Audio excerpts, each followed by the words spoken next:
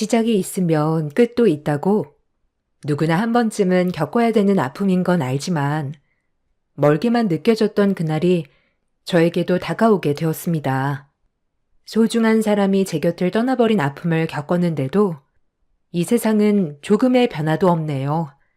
저 또한 지금은 아무렇지도 않은 듯 애써 아픈 감정을 숨기고 출근을 하기 위해 지하철에 몸을 싣고 각자의 사연을 짊어지고 하루를 시작하는 많은 사람들의 틈에 껴서 매번 해오던 똑같은 일상을 보내고 있습니다.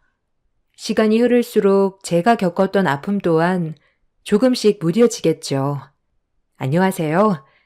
저는 대구에 살고 있는 30대 여자입니다. 지금은 이혼을 했지만 얼마 전까지만 해도 법적으로 부부 관계였던 남편과 3년의 결혼 생활을 유지해 왔었습니다. 한없이 착해 빠진 모습에 반해 결혼을 선택했었고, 함께 살아오면서도 제가 남편을 선택한 거에 대해 조금도 후회한 적이 없었죠. 그런데 평탄할 것만 같았던 제 삶에 갑작스러운 변화가 찾아오게 된 건 엄마의 건강이 악화되면서부터였어요. 언제부터인가 음식을 먹을 때마다 소화도 잘 안 되시고 입맛도 없으신지 끼니를 거르시게 되는 일이 많아지셔서 신경이 쓰이기 시작했는데 엄마가 나이가 들면서 운동 부족으로 인해 찾아온 우울증 비슷한 증상 같다며 그때부터 산에 오르기 시작하셨습니다. 적지 않은 나이셔서 최대한 무리가 되지 않는 선에서 엄마가 건강관리만 잘하신다면 크게 문제가 되지 않을 것 같아 저도 적극적으로 추천을 했었어요. 그런데 운동을 시작하셨던 엄마를 볼 때마다 체중이 눈에 띄게 빠지는 것 같아 뭔가 좀 이상함을 느껴서 몸에 문제가 생긴 것 같은 불안함이 엄습해 왔었습니다. 산을 자주 다니시기는 했지만 운동량에 비해 급격하게 빠지는 체중은 저에게 불안함을 느끼게 만들었어요. 엄마는 운동을 하면서부터 조금씩 괜찮아지고 있는 것 같다고 했지만 제가 봤을 때 더 악화가 되어가고 있는 것 같아 병원에 가지 않겠다는 엄마를 모시고 강제로 정밀 건강검진을 시작했어요. 그런데 불안했던 마음은 조금도 빗나가지 않았고 엄마는 이미 손을 쓰기에도 힘들 정도로 상태가 많이 안 좋았었어요. 의사의 입에서 나온 말은 위암 4기 판정이었습니다. 엄마와 저는 예상치 못했던 진단 결과에 서로 바라만 볼 뿐 무슨 말을 해야 될지 모르겠더라고요. 저는 담당 의사에게 치료를 받으면 좋아질 수 있냐고 물어봤지만 의사는 좀 더 정밀한 검사가 필요하겠지만 이미 암세포가 다른 곳에 전이가 됐을 가능성이 클 것 같다면서 말을 아끼셨어요. 병원에서는 상황이 더 악화가 되기 전에 적극적인 항암 치료를 권장했지만 엄마는 의사에게 주어진 시간이 얼마나 됐는지를 물어봤어요. 의사는 아주 희망이 없는 것도 아니고 모든 상황은 엄마의 의지에 따라 생명이 연장될 수도 단축될 수도 있는 거라면서 항암 치료를 받지 않는다면 그래야 1년 이내로 보셨습니다. 반대로 항암 치료를 받는다면 암세포가 자라는 걸 어느 정도 억제할 수가 있기 때문에 1년 이상 더 나아가 기적까지도 볼 수 있기 때문에 절대로 희망의 끈을 놓으면 안 된다고 엄마에게 치료를 적극 권장했어요. 저 또한 상황이 더 악화되기 전에 서둘러 입원 수속을 받기 위해 도와드리려고 했는데 엄마에게 충격적인 말을 듣게 되었습니다. 엄마, 지금 제정신이야? 치료를 받지 않겠다는 게 말이 돼? 엄마는 나만 놔두고 떠날 자신 있어? 기적이 있을 수도 있다잖아. 서둘러 입원 절차 밟으면 살 수도 있다는 말인데 무슨 생각으로 그런 결정을 내린 거야? 나는 아직 엄마를 떠나보낼 마음의 준비가 전혀 되어 있지 않으니까 치료받지 않겠다는 말은 하지 마. 기적이라는 말이 무슨 뜻인지 모르니? 내가 살 수 있는 확률이 희박하다는 얘기잖아. 엄마는 그런 기적 따위 내 남은 시간을 병원에서만 지내고 싶지 않다. 그 기적을 바라보고 남은 시간을 병원에서 보내다 기력까지 전부 떨어져서 아무것도 하지 못한 채 눈을 감게 되면 엄마가 편히 떠날 수 있을 것 같니? 앞으로 엄마에게 남은 시간 가치 있게 쓰고 싶어. 그러니 너도 엄마의 결정에 존중해 줬으면 좋겠다. 서로가 바빠 함께한 시간도 적은데 우리 여행이나 가자. 제가 병원에서 엄마를 붙들고 애원을 했지만 결국 항암 치료받는 걸 단호하게 거절을 하셨고 앞으로 필요하게 될 약만 처방을 받으셨습니다. 그리고 엄마에게 주어진 시간을 가치 있게 사용하기 위해 바쁘게 움직이셨습니다. 그런 모습을 지켜볼 수밖에 없다는 게 너무 마음이 아팠지만 엄마의 생각을 존중해 줄 수밖에 없었어요. 그리고 이런 안 좋은 상황을 남편과 시댁 식구들이 듣게 됐는데 계속해서 제 심기를 자극시키는 말들로 저를 불편하게 만들었어요.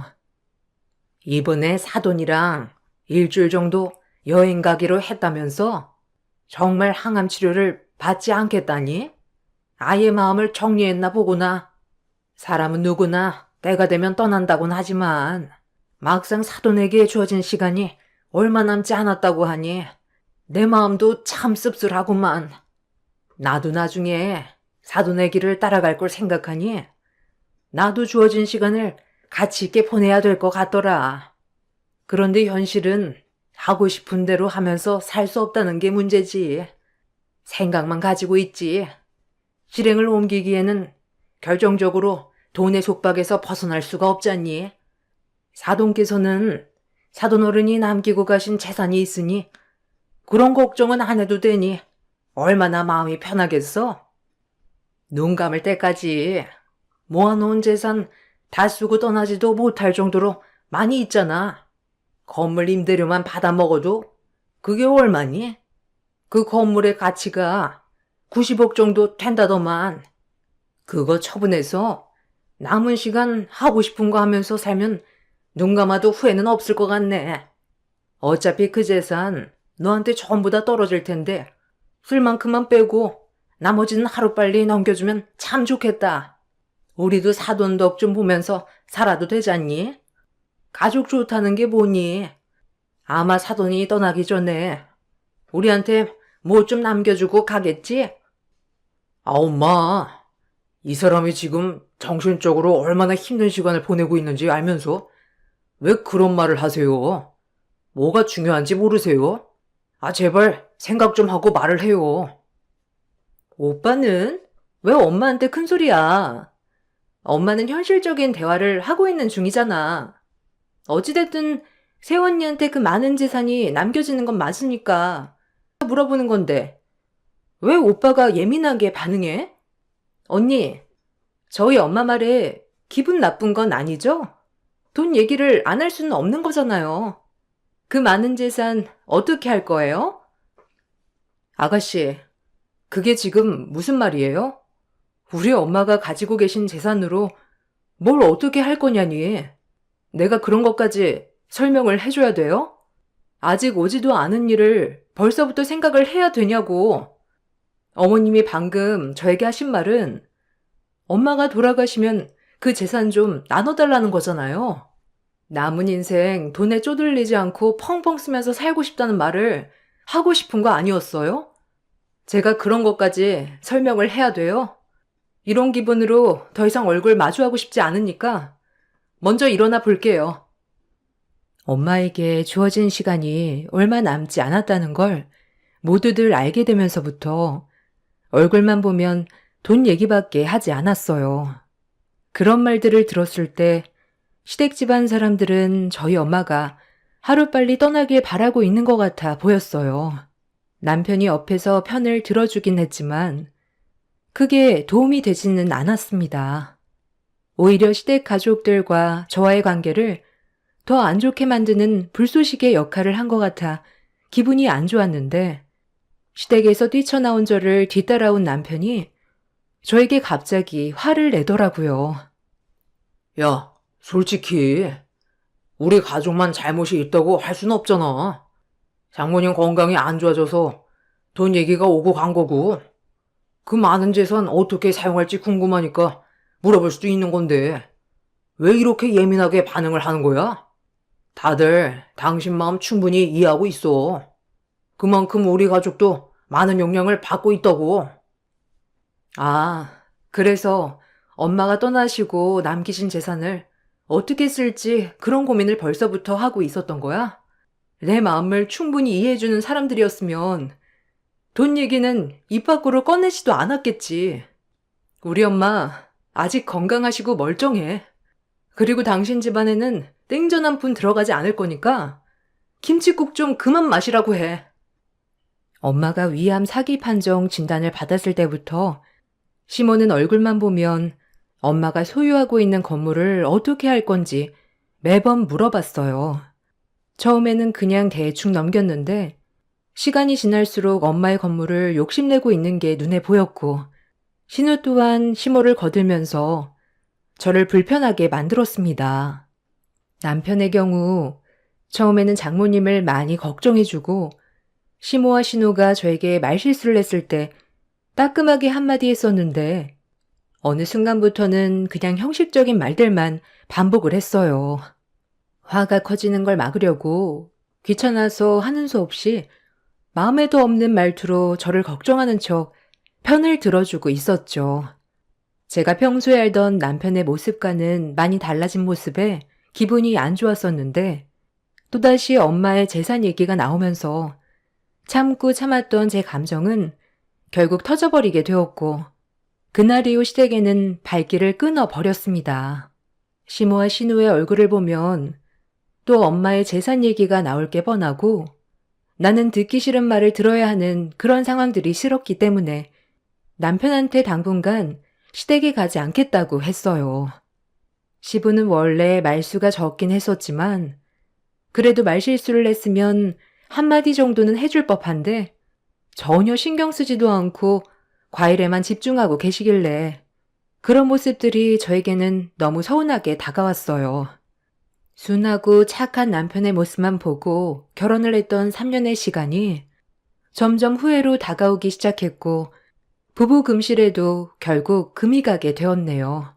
시댁에서 안 좋은 말들을 주고받고 난 이후 저희 부부는 각방을 사용했고 그런 관계가 지속되는 생활이 답답해서 당분간 엄마 집에서 지내겠다는 메모 한 장 남겨두고 간단히 짐을 챙겨 집을 나왔습니다. 남편은 분명 메모를 확인했을 텐데도 저에게 어떠한 연락도 주지 않았어요. 엄마 하나 신경 쓰는 것도 벅찬데 남편까지 저를 힘들게 하니 제 속은 말이 아니었죠. 그렇게 남편과 시댁 식구들의 연락을 전부 차단한 뒤 한 달 정도의 시간이 흘렀을 때 엄마와 저녁을 함께 하기 위해 음식 준비를 하고 있었는데 갑자기 초인종이 울렸어요.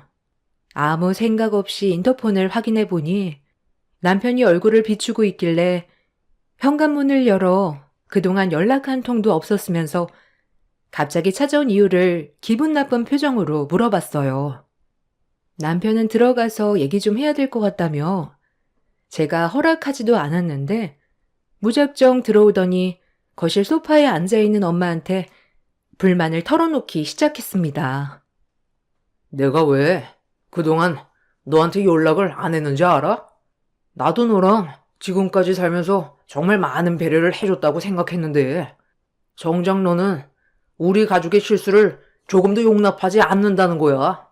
그래서 나도 기분이 너무 안 좋아져서 대화 자체를 하고 싶지가 않더라고. 장모님 건강이 안 좋은 건 사실이니까 자연스럽게 재산 얘기가 나올 수 있는 건데 이렇게까지 예민하게 반응할 필요 있을까? 장모님, 제 말이 틀렸어요? 장모님이 돌아가시면 이 사람이 의지할 사람이 누구겠어요?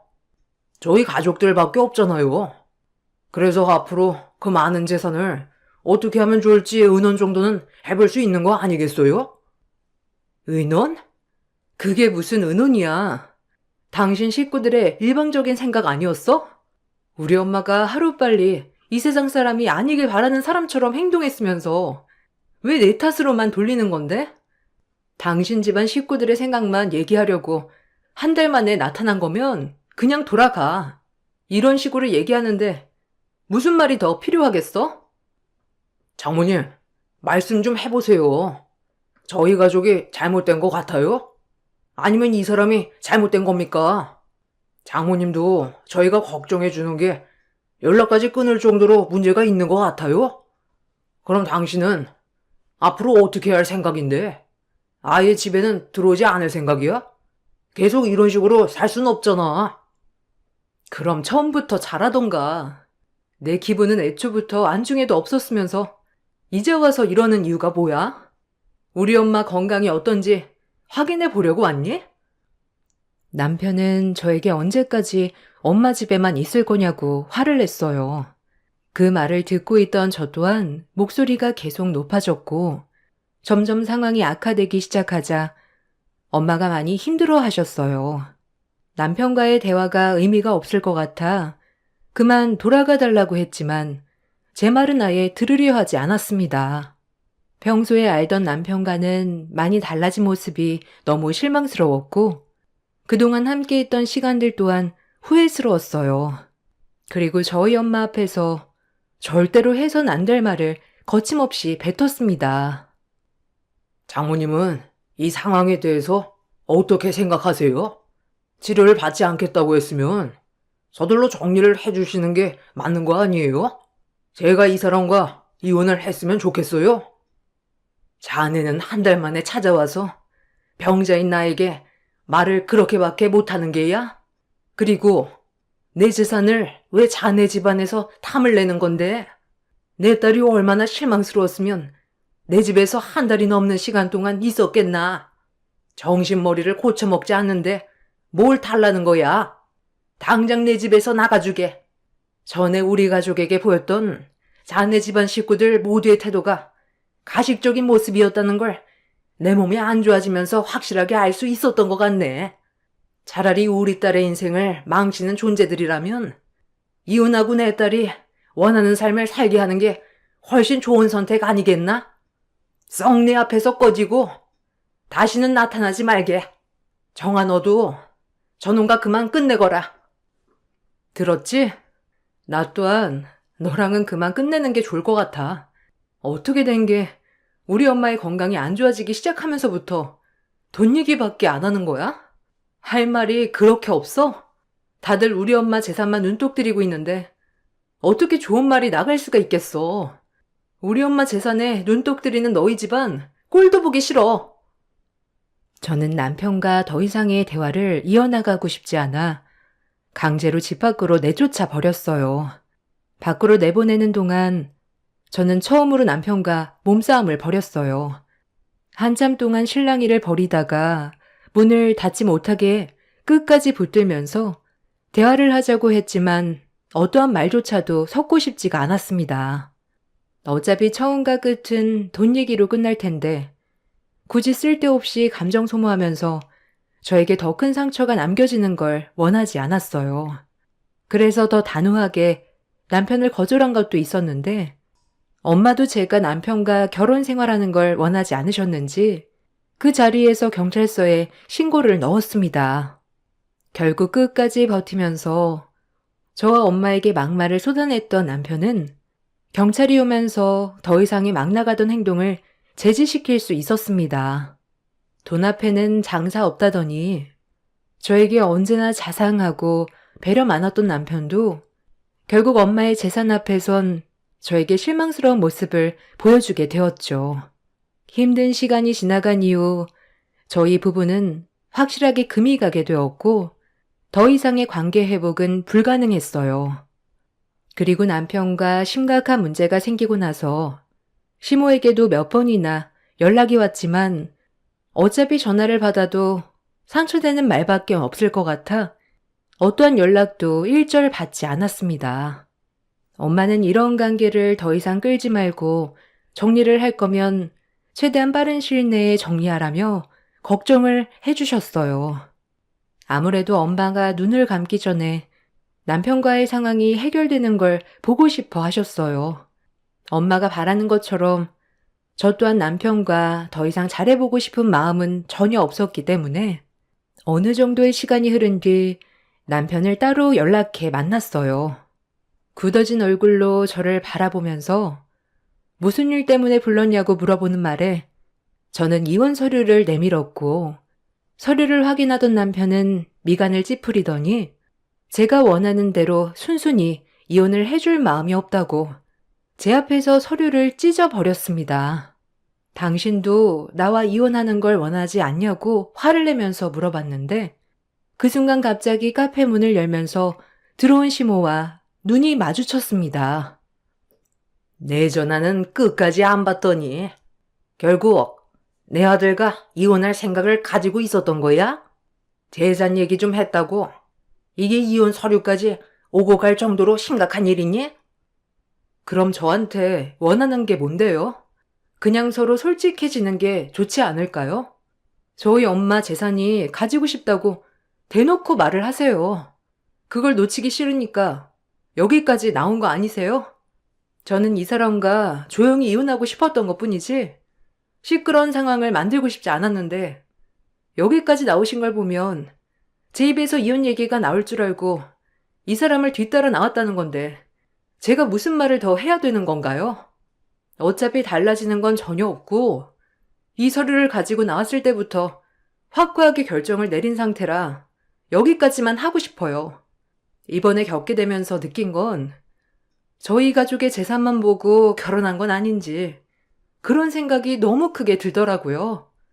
그리고 결정타를 날렸던 게 얼마 전에 저희 엄마 집에 무작정 들이닥쳐서 한바탕 난리를 쳤을 때 더욱더 확실하게 알 수 있었어요. 그래서 오늘 확실하게 정리하려고 부른 거예요.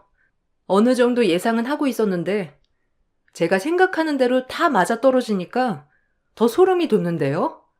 이 사람이 이혼 서류를 찢을 줄 알고 미리 여분을 더 챙겨왔거든요.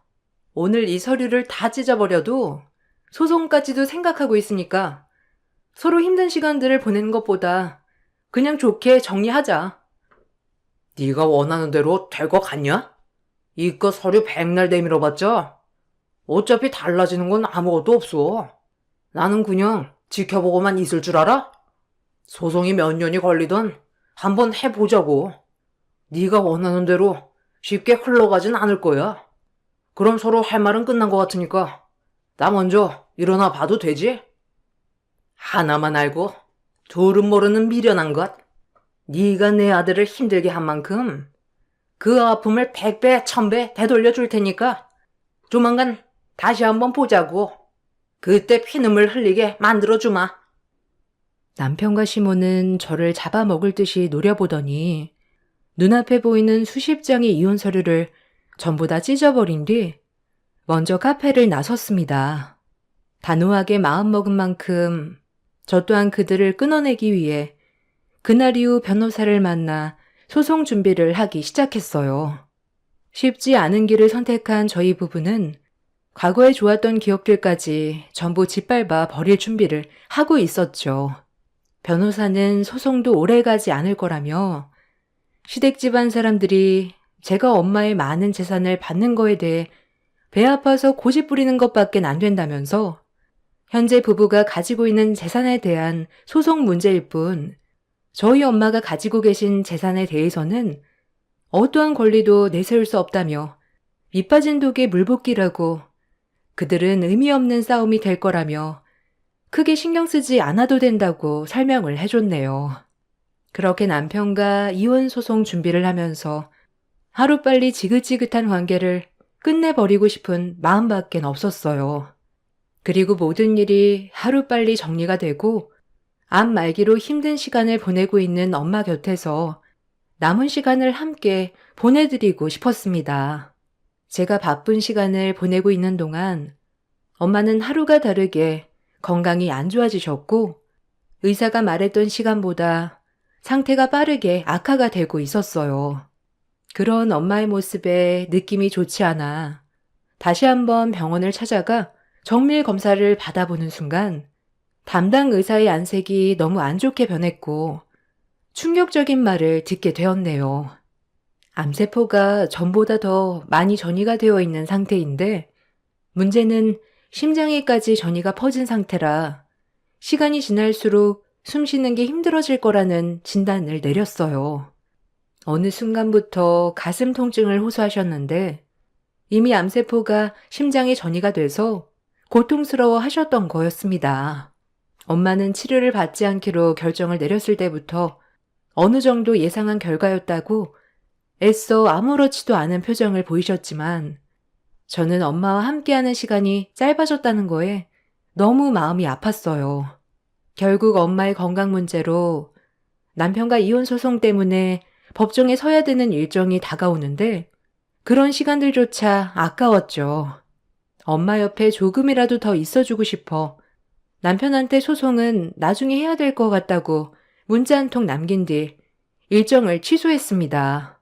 저희 엄마는 병원에 다녀오신 이후 빠르게 건강이 악화되어 갔고 결국 며칠 뒤 사경을 헤맬 정도로 많은 고통에 시달리시다가 결국 저를 놓지 않으려 했던 손에 힘이 풀렸고 엄마는 거친 숨을 반복해서 내쉬더니 끝내 저와 작별을 하게 되었습니다. 저에게 무슨 말을 하려던 것 같은 눈빛을 보내셨는데 헐떡거리기만 하셨던 엄마의 마지막 말은 끝내 듣지를 못했습니다. 현실을 받아들이기 힘든 상황에서 장례는 진행이 됐고 엄마의 영정사진을 보면서 하염없이 오열을 했어요. 어느 정도 마음의 준비를 할 수 있는 시간을 줘야 하는데 암은 엄마의 건강을 순식간에 앗아가 버렸습니다. 그렇게 괴로움의 눈물을 계속해서 쏟아내면서 힘들어하고 있었는데 남편과 시댁 식구들이 장례식장에 찾아왔어요. 일부러 얘기하지도 않았는데 어떻게 알게 됐는지 제 앞에 나타난 그들이 보고 싶지 않아 고개를 돌리자 시모가 그런 저를 보면서 입을 열었습니다. 그리고 남편이 저에게 하나의 영상을 보여줬는데 그걸 본 저는 엄청난 충격에 빠져 입을 다물지 못했어요. 왜? 놀랬어? 내가 뭐라고 그랬어? 사람 일 어떻게 될지 아무도 모른다고 하지 않았나?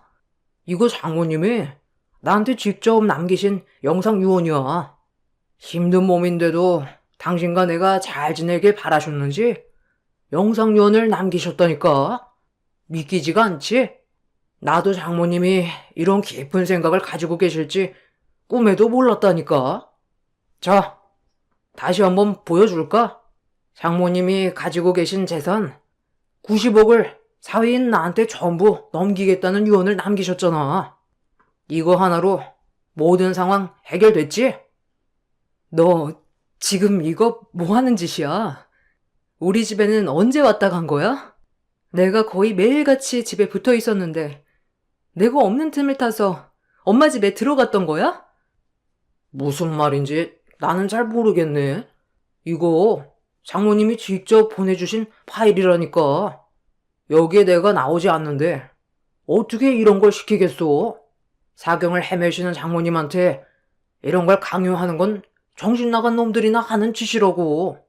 너도 지금의 상황이 많이 당황스러울 텐데 나는 어떻겠냐? 지금 이 상황이 꿈만 같다고. 그러니 처음부터 누가 욕심을 부리래? 네가 최대한 좋게 해결하려 했다면 사돈이네 아들에게 전 재산을 전부 통째로 주겠다는 유언을 남기진 않았겠지. 니들이 저지른 계획이잖아. 우리 엄마가 나랑 한마디 상의도 없이 행동했을 것 같아? 니들이 그 영상 조작한 거 내가 모를 줄 알아? 당장 이리 내놔. 그거 가져가봤자 아무 소용없어. 어차피 원본은 따로 있거든. 영상 유언이 제일 확실한 거 알지? 너는 법정에서 나한테 지게 되어 있다니까. 남편과 시댁 식구들은 전혀 예상하지 못했던 영상을 보여주었고 그걸 본 저는 입을 다물질 못했어요. 누가 봐도 엄마인데 말도 안 되는 유언을 영상으로 남겨두었다는 게 말이 되지 않았어요. 저는 남편한테 강압적인 영상의 유언은 법적으로 채택이 안 되는 거 모르냐고 화를 냈고 남편과 시댁 식구들은 강압적이 아닌 자의적인 영상이라고 엄마의 장례식장에서 저에게 큰 소리를 쳤어요. 사경을 헤매고 있는 엄마였는데 영상을 힘들게 읽는다는 건 말이 되지가 않았습니다. 그래서 그들에게 엄마의 장례가 끝이 나고 법적 소송이 다시 제기될 때 그 영상에 대해서 조금이라도 개입이 되었거나 문제가 있었다면 절대로 용서하지 않을 거라고 장례식장이 떠나갈 정도로 화를 냈습니다. 남편은 제 말에 눈 하나 깜빡거리지 않고 웃으면서 저를 바라보더니 90억 재산은 자기 것이 될 거라고 되려 큰 소리를 쳤습니다. 전혀 예상치 못했던 일들을 겪게 된 저는 절망스러웠고 어떻게 돌아가고 있는 건지 너무 혼란스러웠어요. 그렇게 장례식장에 들이닥친 시댁 식구들은 한바탕 엄마의 유언 영상을 가지고 난리를 친 뒤 장례식장을 나갔는데 그때부터 엄마의 장례를 제대로 치를 수가 없었어요. 엄마의 재산 90억을 사위에게 남기겠다는 영상 유언은 자의적이 아닌 강압적이라는 걸 저는 알 수가 있었어요. 제가 없는 틈을 타 남편이 들어와 사경을 헤매고 있는 엄마를 일으켜 억지로 영상을 찍게 만들지 않고서야 이런 일은 절대로 벌어지지 않을 상황이었습니다. 정말 힘들었던 엄마의 장례를 겨우 끝낸 뒤 저는 서둘러 집 주변 CCTV부터 확보를 하기 위해 경찰의 도움을 받은 뒤 집안의 물건들을 정리하고 있는데 엄마가 누워있던 안방 침대에 지쳐있는 몸과 마음을 잠깐 쉬려고 누웠는데 그 순간 제 눈에 무언가 반짝이는 게 눈에 들어왔어요. 책장 틈에 비친 반짝이는 물건에 몸을 일으켜 책 한 권을 빼내는 순간 전선들이 책에 달라붙어 따라 나왔습니다. 순간 온몸에 소름이 돋았고 책을 펼치는 순간 소형 CCTV가 책 안에 들어가 있었어요. 줄을 따라가 확인을 해보니 책장 및 서랍과 연결되어 있었고 그 안에는 실시간으로 녹화가 되고 있었는지 기계가 작동 중이었어요. 떨리는 손으로 CCTV 녹화 중지 버튼을 누른 뒤 외장 하드를 컴퓨터에 연결해 녹화된 영상들을 확인하는 순간 저는 말도 안 되는 충격적인 장면에 눈물이 왈칵 쏟아지고 말았네요. 엄마, 빨리 들어와. 시간 없어. 최대한 서둘러 끝내고 돌아가야 우리 계획대로 진행이 된다고. 나중에 장례식장에서 이 영상을 보여주면 아마 나를 소송 걸려고 주변 CCTV는 다 찾아볼 거야. 그럼 이 유언 영상이 강압적이었다는 걸 알게 될 텐데, 그럼 반대로 엄마랑 내가 문제가 생길 수 있잖아. 그래서 조금이라도 틈을 보이면 안 된다니까. 돌다리도 두드려보고 건너야 된다고. 걔 성격이 얼마나 신중하고 조심스러운데 영상 유언 보자마자 자의적이 아니라는 증거를 찾기 위해 눈에 불을 켜고 단서를 찾아내려 노력할 거야. 그래서 내가 중국집 배달부처럼 옷을 입고 헬멧을 쓰고 들어온 거라고. 엄마는 내가 하자는 대로만 하면 되니까 제발 쓸데없는 걱정은 하지 말고 제가 시키는 대로만 하세요. 엄마, 일단 장모님 좀 이렇게 세워봐요. 빨리요. 사돈, 정신 좀 차려봐요. 지금 상당히 몸이 힘든 거 저희도 알고는 있는데요. 우리도 먹고 살아야 되지 않겠어요? 그러니 힘들어도 좀 일어나 봅시다. 장모님, 정신 차리세요. 정아가 금방 돌아올 텐데 그 전에 빨리 찍어야죠. 장모님, 제 말 안 들려요? 마지막 힘을 쥐어짜라니까요. 자, 저 좀 보세요. 정아가 지금 임신했어요. 아빠 없는 아이로 만들 거예요? 저희가 이혼했으면 좋겠냐고요. 저 나쁜 놈 만들지 마세요. 장모님이 제가 원하는 대로 해주지 않는다면 정아 뱃속에 있는 아이는 지우라고 할 거예요. 지금부터 장모님이 어떻게 행동하시냐에 따라 정아와 제가 행복해질 수도 있는 거고 불행해질 수도 있는 거예요. 자, 따라해 보세요. 내 재산 90억 사위에게 남깁니다. 그리고 이 영상은 강압적이 아닌 자의적인 영상입니다. 이거 한마디만 하시면 됩니다. 그럼 저 앞으로 정아한테 좋은 남편이 되어줄게요. 하지만 따라주지 않는다면 정아는 불행한 삶을 살게 될 거예요. 시간 없어요. 엄마는 그냥 촬영만 하고 있어요. 내가 편집하면 되니까 처음부터 끝까지 촬영만 하고 있으면 돼요. 장모님, 정신 차리라니까요. 아, 진짜 이 노인네가? 갈 때 가더라도 나한테 90억은 주고 가야 될 거 아니야? 너희들이 이러고도 무사할 줄 알아? 내가 유언을 남긴다고 니들이 가져갈 수 있는 게 있을 줄 아냐고? 그리고 내 딸이 임신했다고? 어디서 거짓말이야? 임신을 했는지 안 했는지는 이따가 물어보면 되잖아요. 내가 말하는 건 장모님이 떠나고 난 뒷일에 대해 얘기하는 거예요. 90억이 내 손에 들어오지 않는 이상 나는 절대로 이혼 안 해줄 거거든. 이게 무슨 말인지 알고 있죠? 장모님이 지금 당장 자의적인 영상 유언을 남겨줘야 정화 목숨을 보장해 드릴 수가 있어요. 정화도 장모님들을 따라가게 만들어 줄까요? 90억이 손에 들어오게 생겼는데 우리 가족이 지금 눈에 뵈는 게 있을 것 같아? 큰 돈을 줄 수 있다는데 뭔 짓을 못해? 아유, 답답한 노인네야. 그냥 한마디만 하면 끝나는 건데 죽기 전까지 고집 부릴 거야? 당신 딸까지 잘못되게 하고 싶지 않으면 눈 딱 감고 한마디만 하면 된다니까. 나머지는 우리가 알아서 할 테니 걱정하지 말고 90억이 당신 딸 목숨값이라고 생각해. 그럼 마음 편하잖아. 눈이라도 편히 감아야 되지 않겠어? 엄마가 설치해둔 CCTV에 담긴 녹화된 영상은 저에게 엄청난 충격을 안겨주었어요. 엄마가 눈을 감은 이후에 저에게까지 문제가 생기게 될까봐 결국 남편이 시키는 대로 영상 요원을 찍게 되었네요.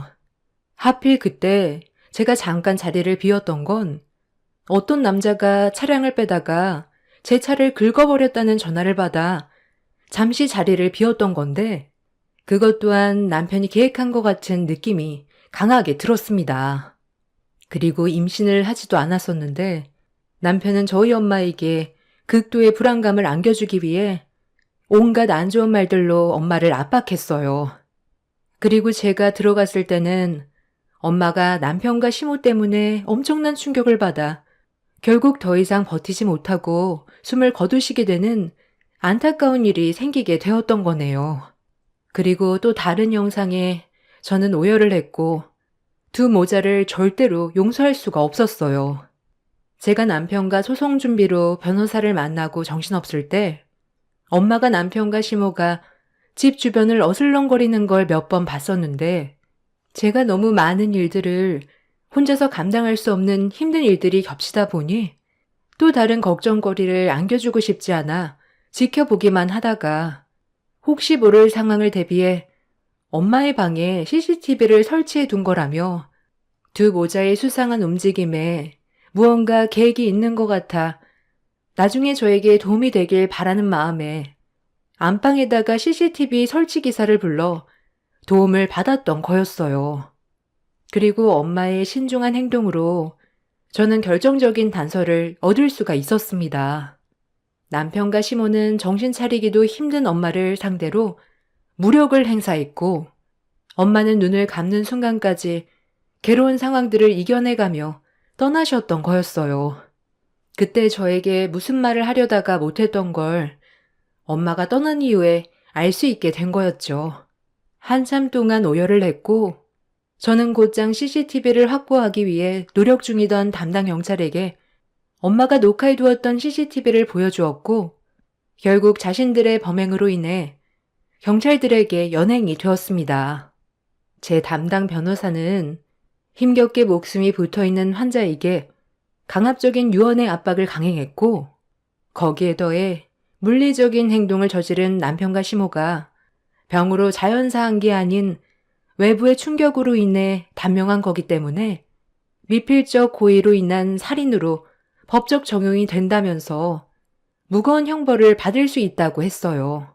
그렇게 법정에 서서 재판을 받게 된 남편과 시모는 엄마의 재산을 탈취하기 위해 치밀한 계획은 물론 환자가 사경을 헤매고 있는데도 자신들의 이득만을 생각해 생명이 위험한 환자에게 어떠한 죄책감도 없이 강압과 물리적인 행동으로 결국 수명을 단축시켜 세상을 떠나게 한 잘못으로 제가 받은 정신적 고통과 자신들의 범행에 대해 잘못을 뉘우치지 않는 모습들이 괘씸해 남편은 징역 15년, 시모는 징역 13년형을 받았습니다. 남편은 곧 숨이 멎게 될 사람이었는데 말도 안 되는 형벌이라고 되려 큰 소리를 질렀고 자신의 잘못에 대해 조금도 반성하지 않던 남편은 재판장에서 정신 나간 사람처럼 난리를 쳤어요. 그리고 그런 모습을 본 판사는 징역 15년에서 징역 18년형으로 형을 늘렸습니다. 돌이킬 수 없는 결과에 남편은 피를 토할 정도로 오열을 했고 그제야 저에게 용서를 구했지만 저는 엄마와 작별 인사도 제대로 나누지 않고 떠나보내야 했기 때문에 조금의 선처도 해주지 않았어요. 그렇게 두 모자는 자신들이 저지른 죄값을 치르기 위해 지금 현재 교도소에서 복역 중에 있습니다. 법으로 처벌을 받아 두 모자는 징역을 살고 있지만 저는 아직까지 그들로 인해 받았던 상처가 회복이 되지 않았습니다. 시간이 지나면 무뎌진다고 하지만 그 시기가 올 때까지 저 혼자 감당해야 될 아픔이 너무 커서 힘들게 이겨내고 있는 상황입니다. 돈이 뭐길래 저에게 이런 아픔을 주는 건지 모르겠어요. 엄마가 가지고 계셨던 90억의 건물은 처분하고 재산의 일부를 엄마와 똑같이 암투병의 어려움을 겪고 계신 분들을 위해 도움을 드리고 싶어 기부를 했어요. 저보다 더 힘든 삶을 살아가고 있는 분들이 저로 인해 삶에 조금이라도 여유가 생겼으면 좋겠어요. 그리고 저는 다시 일상으로 돌아와 회사 생활을 하고 있는 중입니다. 과거의 아픔을 잊기 위해 최대한 아무렇지 않게 평소처럼 살아가고 있긴 하지만 오늘따라 저희 엄마가 너무 보고 싶어요. 아직까지 엄마가 떠났다는 게 믿어지지가 않아 눈물이 앞을 가립니다. 열심히 살다 보면 저를 진정으로 사랑해주는 그런 사람을 언젠가 다시 만날 날이 있겠죠. 여러분들께서도 힘내시고 올 한 해 마무리 잘 하시길 바라며 건강에 항상 유의하시길 바랍니다. 감사합니다. 안녕하세요. 저는 하남에 살고 있는 30대 후반 여자입니다. 원수는 외나무 다리에서 만난다고 하죠. 이번에 친구와 식사를 하려고 식당에 들어갔다가 제 눈앞에 가정을 무너뜨린 상간녀를 마주하게 되면서 상상도 못한 일들을 경험하게 되었어요. 그리고 그날 상간녀의 최후를 눈앞에서 보게 되었죠. 사건이 터진 건 남편과 평범한 결혼 생활을 하고 있던 어느 날 남편의 정장을 세탁소에 드라이 맡기려고 혹시 주머니에 빼지 못한 물건들이 있을지도 몰라 살펴보고 있던 그때 무언가 바닥에 반짝이는 물건이 눈에 띄길래 허리를 숙여 주었는데 작은 반지를 발견하게 되었어요. 처음 보는 반지였는데 남편이 저에게 선물을 주려고 준비한 게 아니라는 걸 알 수 있었던 이유는 반지가 제 손가락에 맞지 않았어요. 왜 반지가 남편 옷방에서 나왔는지 확인해 보는 게 좋을 것 같아 거실에서 TV를 보고 있던 남편한테 다가가 물어보려고 옷방 문을 열고 거실로 나갔는데 좀 전까지만 해도 거실 소파에 앉아있던 남편이 TV만 틀어놓고 어디로 갔는지 보이지 않더라고요. 그런데 안방에서 무언가 잡음이 들리길래 별 생각 없이 방문을 열려고 손잡이를 잡던 그때 남편이 누군가와 통화하는 목소리가 귀에 들리게 되었는데 방문 손잡이를 잡고 있던 제 손이 점점 떨려오고 있었습니다. 그리고 남편의 충격적인 말들이 제 귀로 꽂히고 있었죠. 아무리 찾아봐도 없어. 당신이 말한 것도 다 뒤져봤는데 보이지가 않아. 그 사람이 만약에 반지를 찾았다면 분명 성격상 나한테 물어봤을 거야. 그럼 나는 그냥 주웠다고 대충 둘러댔을 텐데 보석함에도 없는 걸로 봐선 그 사람도 반지를 찾은 것 같진 않아. 나한테 없는 게 확실한 것 같아. 아이, 그러니까 잘 끼고 있었어야지. 손을 씻는다고 그 반지를 하필 정장 주머니에 넣으면 어떡해? 꽤 비싼 돈 주고 샀던 반지였는데. 뭐 어쩔 수 없지. 다시 하나 사줄게. 일단 그 사람 옷방에서 나올 것 같거든? 내가 여기에서 괜히 보석감 뒤지고 있는 거 들키기라도 하면 쓸데없는 오해를 받게 되니까 나중에 다시 연락하자. 아, 나도 당연히 보고 싶지. 주말인데 나는 당신한테 가고 싶지 않겠어? 이따가 친구가 술 한잔 하고 싶어 해서 잠깐 나갔다 온다고 핑계 대면 되니까 조금만 기다려줘. 그래, 알았어. 최대한 빨리 가도록 할게. 나야 당연히 자기를 더 많이 사랑하지. 이따가 저녁에 만난 김에 커플 반지나 다시 보러 가면 되겠다. 결혼 8년 차였지만 남편의 이중 생활을 전혀 모르고 살아왔던 저는 너무 큰 배신감에 온몸이 굳어버렸고 그 자리에서 빨리 벗어나야 하는데 몸이 말을 듣지 않을 정도로 충격을 받았는지 결국 거실 방문을 열고 급하게 나오는 남편과 눈이 마주쳤습니다. 제 얼굴을 보자마자 못 볼 걸 본 사람처럼 경기를 일으키며 뒤로 나자빠졌고 남편과 마주하는 순간 제 눈에서는 눈물이 흐르고 말았어요. 제가 아무 말도 하지 않고 눈물을 흘리면서 뒤로 넘어진 남편을 노려보고 있자 천천히 몸을 일으켜 세운 뒤 난처한 얼굴로 저에게 다가오길래 반지를 쥐고 있던 손을 주먹을 쥐고 남편의 얼굴을 향해 올려버리고 말았습니다. 당신 갑자기 왜 그래? 무슨 일이 있는 거야? 아, 예고도 없이 내 얼굴에 손을 대면 어떡해? 이가 다 나가는 줄 알았잖아. 여자가 무슨 손이 왜 이렇게 매워? 그래? 그럼 이 반지는 어떻게 설명할 건데? 당신이 좀 전에 통화했던 여자와 함께 맞췄던 커플 반지 어떻게 해명할 거냐고. 이거 찾겠다고 내 보석함까지 뒤져? 그리고 뭐라고? 나보다 그 여자를 더 사랑한다고? 언제부터였어? 그 여자랑 만나고 있던 게 언제부터였냐고. 서로 반지를 주고받을 정도로 아주 애틋한 사이였는데 내가 중간에 끼어 있어서 지금까지 어떻게 버티고 살았대? 엄청 이혼하고 싶었던 거 아니야? 이게 뭐라고 시간을 낭비하면서 이중생활을 했냐고. 내 8년의 시간 어떻게 책임질 거야? 그 여자 당장 내 눈앞에 데려다 놔. 왜 말을 못해? 당신이 계획했던 것과는 다른 전개로 흘러가서 당황했니? 그 반지는 말 그대로 커플 반지야. 그냥 연애만 하는 사이라고. 그 이상도 아니야. 당신과는 전혀 다른 존재의 여자라는 거야. 그냥 내 인생의 기분 전환용이라고 생각하면 된다고. 나는 가정을 깨고 싶은 마음이 없었고, 그냥 지금의 생활을 유지하면서 생활의 활력을 다른 곳에서 얻고 싶었을 뿐이야. 남자들은 원래 딴 주머니 하나씩은 다 차고 있어. 그래야 결혼 생활을 유지할 수 있는 거라고. 사람이 살다 보면 가끔 일탈도 필요한 법이야. 세상이 정해놓은 규칙에 얽매여서 살아가는 삶이 얼마나 지루하고 재미없어. 어느 정도의 자극적인 요소는 분명 필요한 거고 나는 그걸 실행에 옮겼을 뿐이야. 맨날 김치만 먹으면 얼마나 맛이 없어? 가끔 기분 전환 겸 외식도 하잖아. 그것처럼 나 또한 당신한테 얻지 못하는 걸 그 여자한테 채우고 있는 거야.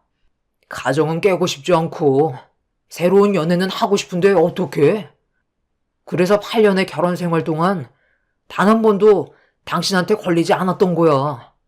나는 원래 철저한 사람이거든. 그럼 나랑 결혼하고 그 여자랑 8년의 시간 동안 따로 연애하면서 만나고 있었던 거야? 5살 된 당신 아들 앞에서 부끄럽지도 않니? 정말 정신 나갔구나. 무슨 연애를 8년이나 만나? 그건 결혼 생활하는 거나 마찬가지잖아.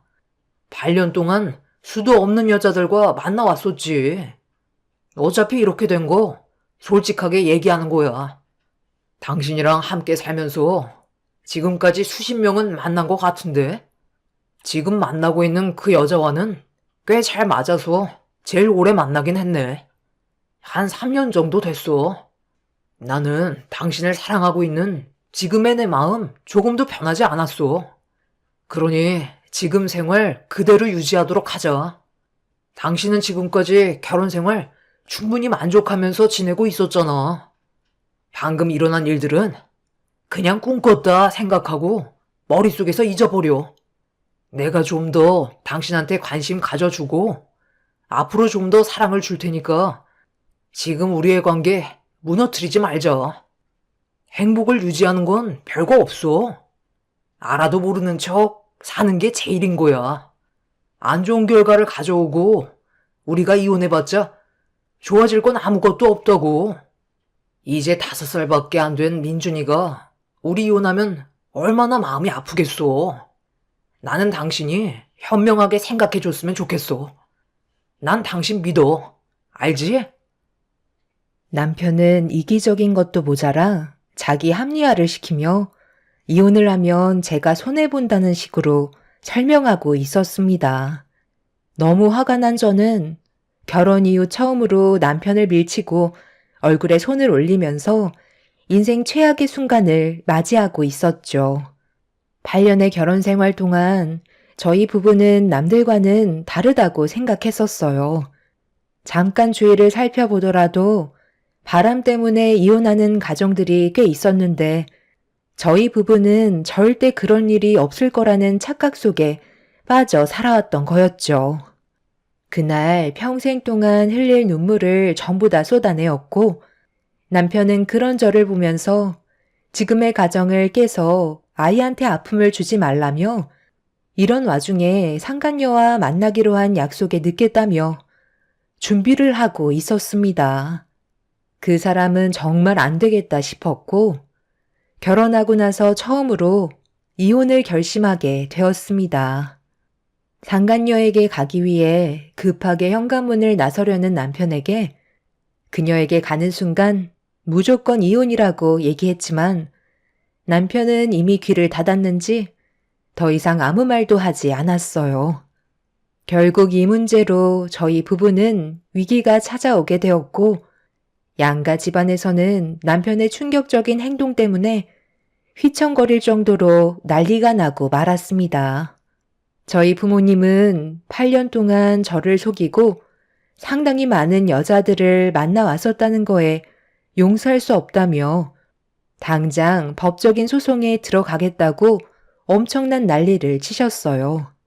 그런데 반대로 시모가 저와 대화 좀 하자며 따로 부르셔서 만나게 됐는데 아들의 잘못된 행동에 대해 미안하다는 말을 꺼내시는 게 아닌 저를 설득시키려 하고 있었죠.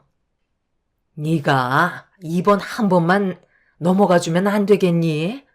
나도 이런 일이 있을 거라곤 상상도 못해서 지금 많이 당황스럽긴 하지만 그렇다고 둘이 이혼까지 하면 민준이는 어떻게 할 거니? 자식을 봐서라도 네가 이번만큼은 눈 딱 감고 넘어가주면 되는 거야. 어려운 거 하나 없다니까. 지금의 아픔은 시간이 다 해결해 줄 거다. 내가 그동안 말을 안 했었는데 너희 시아버지도 예전에 잠깐 눈을 돌린 적이 있었어. 그때 당시 나도 며느리 너처럼 정말 큰 상처를 받았었지.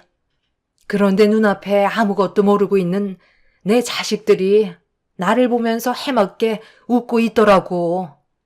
그런 애들한테 아빠 없는 자식을 만들어주고 싶지 않았다. 너희 시아버지도 그날 이후 다시는 바람을 피우지 않았고 시간이 지나다 보니 어느새 머릿속에서 희미해져 이제는 그때의 기억이 떠오르지도 않는다. 너도 마찬가지야. 시간이 지나다 보면 분명 지금의 상황은 기억 속에서 사라질 테고 그 사이 민준이는 안정적인 가정에서 잘 살아갈 수 있을 거다. 내 아들도 며느리니가 아파하는 모습을 보고 많이 힘들어하고 있는 것 같다.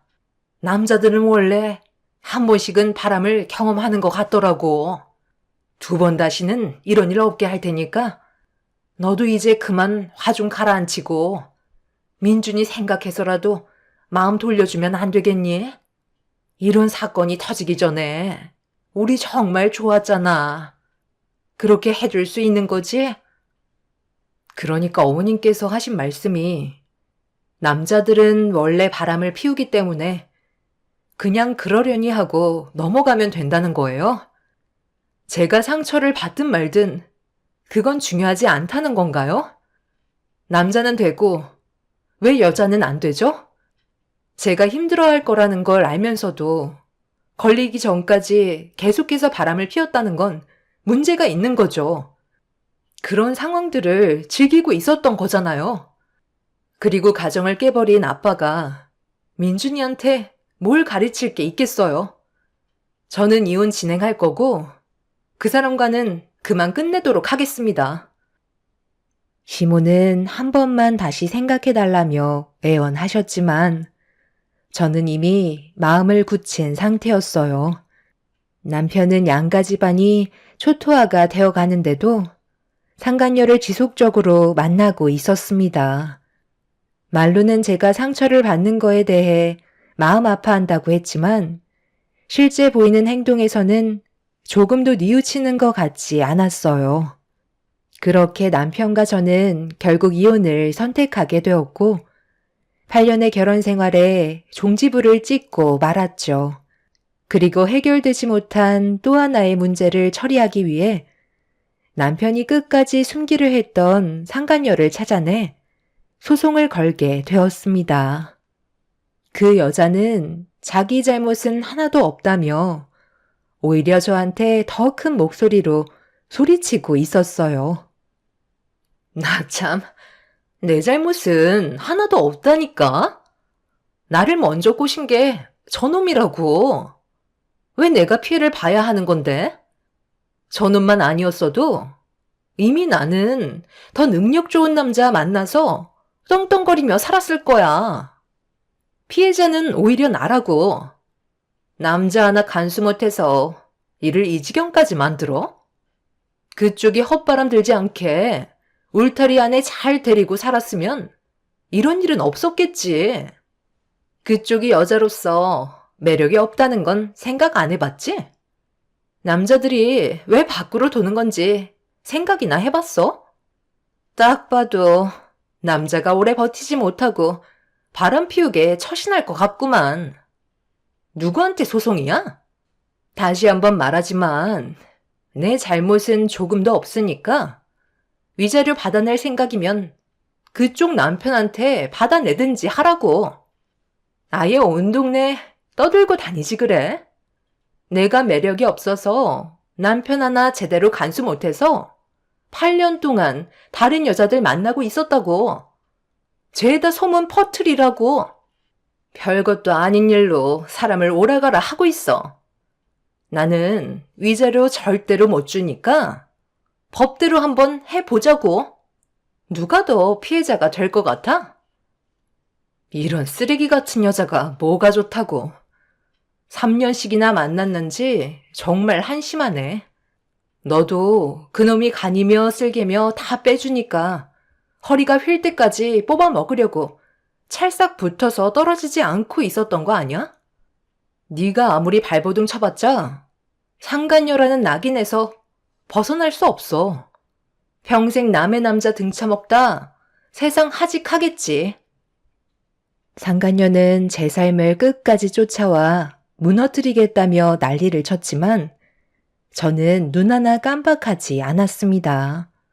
남편과 상간녀의 끝은 결국 좋지 않은 결과로 끝이 나게 되었고 상간녀 소송으로 위자료까지 받아낸 다음 그렇게 두 번 다시 마주치지 않길 바랐습니다. 제 아이와 단둘이 살아가는 것도 나쁘지 않았어요.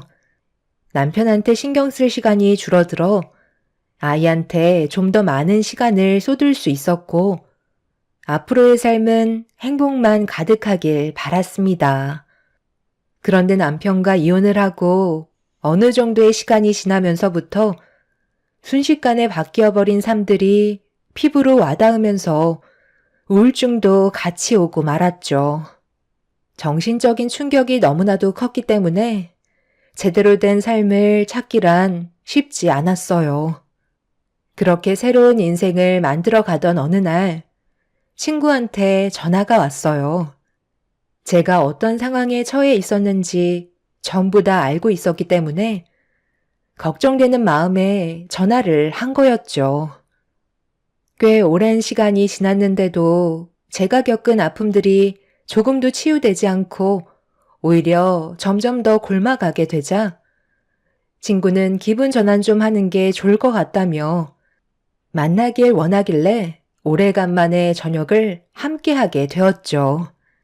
친구는 지나간 과거는 최대한 빨리 떨쳐내는 게 좋을 거라며 자기가 위로주를 사겠다며 고급 일식당에 저를 데리고 갔어요.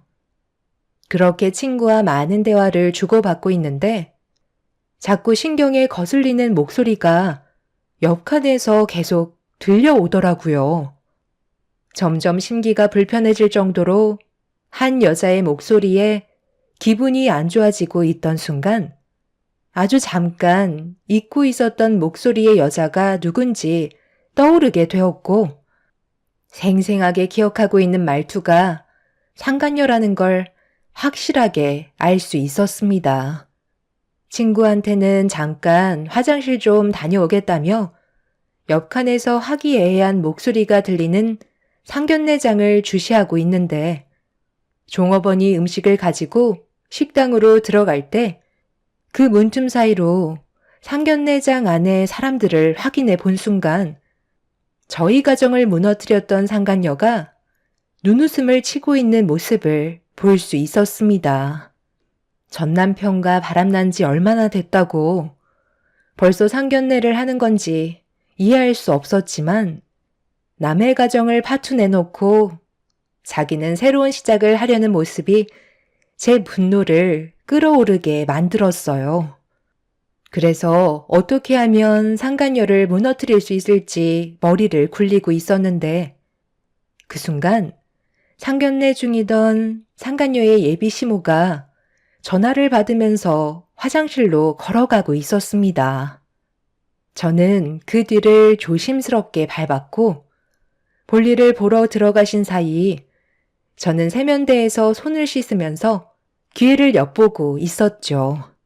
볼일을 마친 상간녀의 시모가 세면대에 핸드폰을 올려놓고 손을 씻는 순간 제가 들고 있던 가방을 그분의 옆으로 떨어뜨렸고 제가 놀라면서 물건을 줍기 시작하자 그분도 바닥에 떨어진 물건을 같이 주워 주셨어요. 저는 그 사이 저와 투명 케이스까지 똑같은 핸드폰을 사용하고 계신 그분의 핸드폰을 제 걸로 바꿔치기 했고 가방에 물건을 다 주워주신 그분은 아무것도 모른 채 핸드폰을 들고 다시 상견례장으로 들어가셨어요. 그렇게 화기애애한 분위기 속에서 대화를 주고받으며 성공적인 결혼을 준비하려는 상간녀의 집안을 무너뜨리기 위해 제 전화를 가져가신 상간녀의 시모에게 전화를 걸었습니다. 상견례장 안에서 제 전화를 조용하게 받으신 그분에게 그동안 제가 겪었던 일들에 대해 전부 설명하는 것보다는 핸드폰 속의 영상을 확인해 보시길 부탁했어요. 그분은 핸드폰이 바뀌었다는 걸 알아채셨는지 자리에서 벌떡 일어나 저에게 화를 내며 누구냐고 소리를 지르시길래 제 핸드폰에 들어있던 동영상을 확인해 보면 알 수 있을 거라며 그분이 제 말에 움직일 수 있도록 영상을 확인하시면 핸드폰을 돌려드리겠다고 유도를 하게 되었죠. 그리고 잠시 뒤 그분은 핸드폰의 영상을 그 자리에서 재생을 시켰고 충격적인 장면들을 확인했는지 정적이 흐르고 있었습니다. 너는 나랑 결혼할 생각 없다며. 그건 나도 마찬가지니까 서로 이득만 채워주면 되는 거잖아. 나는 너랑 연애를 하고 싶은 거지. 결혼은 하고 싶지 않아. 그건 나도 마찬가지야. 태우 씨랑은 연애가 적합한 것 같아. 그리고 태우 씨는 이미 결혼 한 번 해봤잖아. 나는 결혼 안 한 사람이랑 만날 거야. 태우 씨 말고 다른 사람과도 만나고 있었는데 조만간 결혼 얘기가 나올 것 같아. 만약 결혼하게 되면 와줄 수 있는 거지? 그리고 우리 만남은 결혼 후에도 계속 이어질 수 있는 거잖아. 그런데 태우 씨 와이프가 우리 사이 알아버렸는데 이렇게 그냥 나와도 괜찮겠어? 엄청난 배신감을 느끼고 있었을 텐데. 어차피 내가 무슨 말을 해도 그 사람은 이해해주지 못할 게 뻔한데 굳이 힘들게 해명할 필요가 뭐가 있겠소. 어차피 물은 엎질러졌고 더 이상 돌이킬 수 없는 상황으로 가게 됐는데 그 사람이 이반지 찾았더라. 앞으로 우리가 만나는데 조금 더 수월하겠다. 이제 눈치 볼 필요도 없잖아. 그런데 결혼하겠다는 그 사람 능력이 상당히 괜찮나 봐. 당신이 결혼하겠다는 결심까지 하는 걸 보면 돈이 많은 집안 같은데 당신은 평소에 그냥 편하게 만나는 걸 좋아하는 편이잖아. 어떤 집안이길래 결혼 얘기까지 발전한 거야? 부유한 집안들일수록 감시가 심해서 자유도 많이 뺏길 텐데 괜찮겠어? 여러모로 걱정되네. 놀라지 마. 판검사 집안이야. 나랑 결혼하기로 약속한 사람은 지금 현재 검사 출신이고 법조인 집안과 결혼을 해야 나중에 여러 가지 문제거리들이 생겨도 빠져나갈 수 있는 구멍이 많을 거 아니야. 태우 씨도 문제가 생기면 나한테 말해. 내가 좋게 얘기해서 뒤에서 전부 다 처리해 줄 테니까. 내가 왜 결혼을 결심했겠어? 이번에 제대로 물은 만큼 절대 놓치고 싶지 않아. 그 집안들 공부만 해와서 그런지 여자를 너무 모르더라고. 내가 꼬리 한번 치면 그냥 나가 떨어진다니까. 상견례장에서 울려 퍼진 남편과 상간녀의 대화에 판검사 집안 식구들은 상당히 놀란 듯 목소리가 점점 커지고 있었습니다. 남편이 바람을 피웠다는 사실을 알게 된 이후 차에 있던 블랙박스에 혹시라도 증거물이 남아 있을까봐 확인을 해봤는데 하나도 지우지 않고 그대로 보존되어 있었더라고요. 그만큼 남편은 상간녀를 만나고 있던 거에 대해 떳떳하다고 생각했었는지 신경을 쓰고 있지 않았었죠. 상간녀의 시모는 제 핸드폰에 있던 영상 몇 개를 더 확인하게 되었고 잠시 뒤 상견례장 안에서는 엄청난 폭풍이 휘몰아치기 시작했어요. 판검사 집안 사람들은 상간녀의 대범한 행동들에 대해 절대로 용서할 수 없다며 분노했고 상간녀는 이미 헤어진 상태라면서 지금은 다른 남자는 절대 만나지 않는다고 위기에 몰린 상황을 빠져나가려 애쓰고 있었습니다. 정말이에요. 믿어주세요. 지금 만나는 사람 단 한 명도 없어요. 과거는 누구나 다 있을 수 있는 거잖아요. 그냥 지나간 일들이니까 크게 신경 쓰지 않아도 되세요. 형욱 씨가 저 얼마나 좋아하는지 어머님도 잘 아시잖아요. 과거는 신경 쓰지 않는다고 했었다고요. 그러니까 이번 일은 그냥 덮어주세요. 지금 내가 두 눈으로 봐선 안 될 것들을 보고 들었는데 그냥 덮어달라고? 너 우리 집안이 그렇게 만만한 집안인 줄 알아?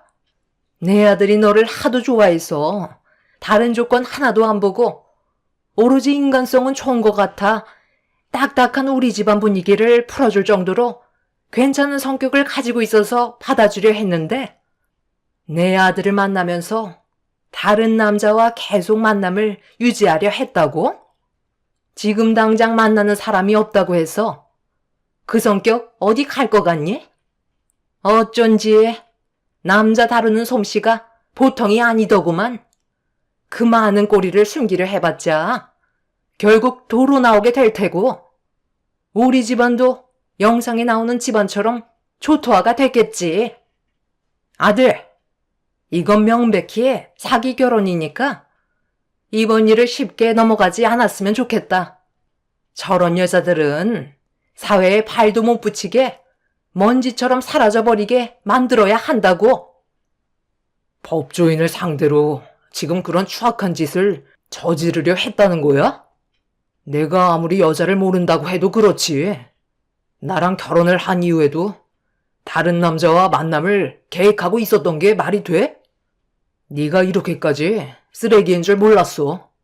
어머니, 저 집안 사람들 더 이상 볼 필요 없으니 저희 이만 그만 나가시죠.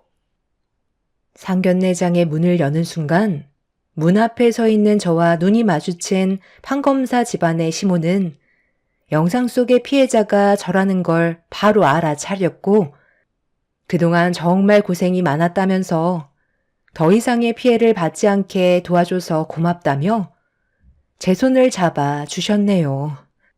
저는 그분께 핸드폰을 돌려드린 뒤 제 핸드폰도 돌려받았습니다.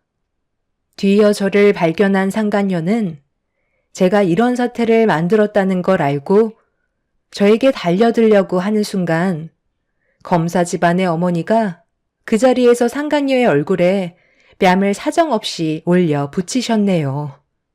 더러운 게 어딜 달려드냐며 쉬지 않고 발길질을 하셨고 법으로 처벌 내릴 수 있는 것들은 전부 다 동원을 해서 막대한 피해를 받게 할 거라며 상간녀에게 큰 소리 친 뒤에 저를 데리고 밖으로 나가셨어요.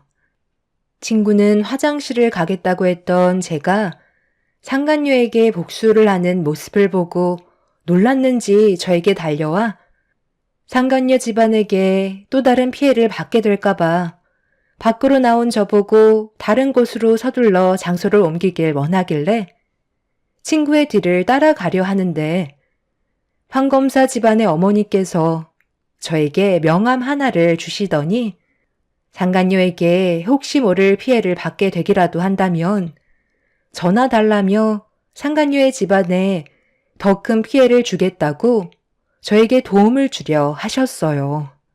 판검사 집안 식구들은 저에게 몇 번이나 감사하다며 한 집안의 인생을 살렸다고 고개를 숙였고 그날 이후 상간녀 집안은 법조인 집안과 결혼을 하려다가 사기죄로 또 다른 피해에 대한 대가를 치러야만 했습니다. 저에게 조금이라도 피해를 주게 된다면 앞으로의 인생 더욱더 힘들어질 거라고 확실하게 못을 받게 되자 저에게는 아예 접근조차 하지 못하고 있는 상태입니다. 그때의 일로 인해 과거에 받았던 상처가 조금이라도 씻어내려가면서 지금 현재 저는 우울증에서 어느 정도 벗어난 상태입니다. 아무 죄책감 없이 남의 가정을 파기한 상간녀가 앞으로의 삶이 순탄하게 흘러가지 않았으면 좋겠어요. 그리고 최근에 전 남편의 소식을 듣게 됐는데 다른 집안의 여자를 건드렸다가 그 집안 남편한테 걸려서 도망치다가 교통사고가 나면서 한쪽 다리를 잃게 됐다는 말을 듣게 되었어요. 결국 자신의 잘못된 행동을 인지하지 못한 채 살고 싶은 대로 막 살다가 그 끝은 비참한 결과를 맞이하게 되었죠. 두 사람의 불행이 저에게 행복을 가져오게 될 줄 몰랐는데 지금은 웃으면서 생활할 수 있을 정도로 몸 상태가 많이 좋아졌어요. 앞으로 저희 가족이 불행이 아닌 행복만 가득했으면 좋겠습니다. 여러분들의 가정에도 언제나 축복이 함께 하시길 바라며 제 사연을 마치겠습니다. 감사합니다. 안녕하세요. 저는 현재 항암 치료를 받고 있는 30대 중반 여자입니다. 한 번에 너무 많은 일을 겪어서 그런지 아직도 충격에서 벗어나지 못하고 있지만 그래도 제가 살아야 될 이유가 있기 때문에 저는 오늘도 이를 악물며 버티고 있는 중입니다. 꼭 완치가 돼서 정상적인 삶으로 돌아가야 그 인간들의 속을 뒤집어 놓을 수가 있거든요. 제가 암이라는 사실을 알게 된 건 가슴에 이상한 몽우리가 잡히면서 약간의 통증이 동반되어 느낌이 별로 좋지가 않아 병원에서 정밀 검사를 받았었는데 충격적인 진단 결과를 듣게 되었고 믿을 수 없는 현실에 결국 눈물이 왈칵 쏟아지고 말았어요. 남편과 결혼을 한 지 3년 차라 아이를 준비하려고 계획을 하고 있던 도중에 유방암 진단을 받았던 터라 그 슬픔이 너무나도 크게 다가왔었어요. 의사는 저에게 2기 정도 되어 보이고 완치는 장담할 수는 없지만 최선을 다해 제가 원래의 삶으로 돌아가기 위해 치료를 해주겠다며 4, 5년 정도의 기간을 보셨어요. 다른 곳에 이미 전이가 됐을지도 모르는 상황이라 기간을 길게 정했어요. 그리고 이 사실을 남편과 시부모님께서 전부 알게 되셨고 제가 암이라는 사실에 너무 큰 충격을 받으셨는지 시모는 오열을 하셨어요. 옆에서 남편도 눈물을 훔치며 괴로워하고 있었습니다. 제가 암이라는 진단을 받기 6개월 전에 저와 평생을 함께 하실 줄 알았던 엄마가 사고로 세상을 떠나셔서 그 고통이 아직도 아물지도 않았는데 또 다른 불행이 저에게 찾아와 삶의 의욕을 완전히 상실한 상태였죠. 아빠도 3년 전에 대장암으로 힘든 투병 생활을 하시다가 세상을 떠나셨기 때문에 저희 집안은 살아도 사는 게 아니었어요. 그런데 이런 악재가 줄줄이 이어지다 보니 정신을 부여잡고 살아야겠다는 의지는 점점 약해지고 말았습니다. 이런 저를 보면서 시모는 꼭 이겨내야 한다고 제가 포기하지 않게 손을 잡아주셨지만 큰 도움이 되진 않았어요.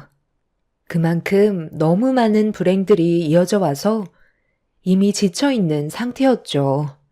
병원에서 항암 치료를 받기 위해 입원해 있는 동안 남편은 제가 하루라도 빨리 건강한 몸으로 돌아올 수 있게 옆에서 많은 도움을 줬었어요. 비록 부모님 두 분 다 세상을 떠나셨지만 시부모님과 남편이 저를 한 가족처럼 진심으로 대해줬기 때문에 시간이 지날수록 정신을 바로잡을 수가 있었습니다. 그렇게 힘든 항암 치료를 지속적으로 받으면서 하루빨리 좋아지기를 간절히 바라며 살아가고 있었는데 제가 암에 걸렸다는 소식을 접하게 된 둘도 없는 친한 친구가 병문안을 오게 되었고 항암 치료로 달라진 모습에 충격을 받았는지 친구는 한참 동안 눈물을 쏟아냈어요. 병원에서는 언제 퇴원할 수 있대? 수술은 아직 안 해도 되는 거야? 네가 병실에 누워서 지낼 거라곤 상상도 못 했었는데 이게 무슨 일이니? 그러게, 나도 이 나이에 암으로 병원에 올 줄은 꿈에도 몰랐어.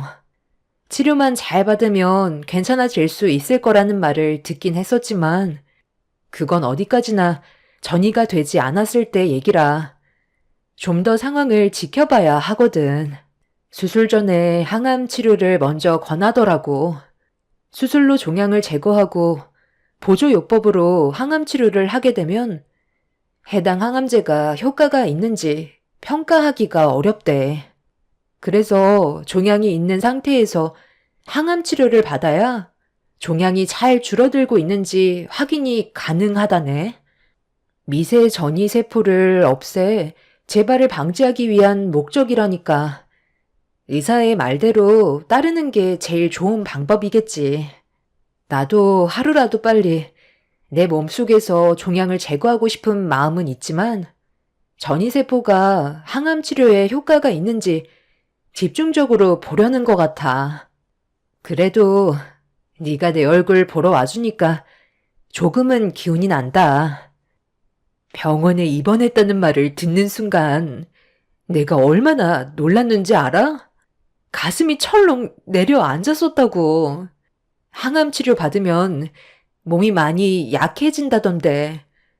체력이 중요하니까 끼니 거르지 말고 꼭 챙겨 먹어. 아, 그리고 이건 뭐가 입맛에 맞을지 몰라서 과일 좀 여러 개 챙겨왔거든?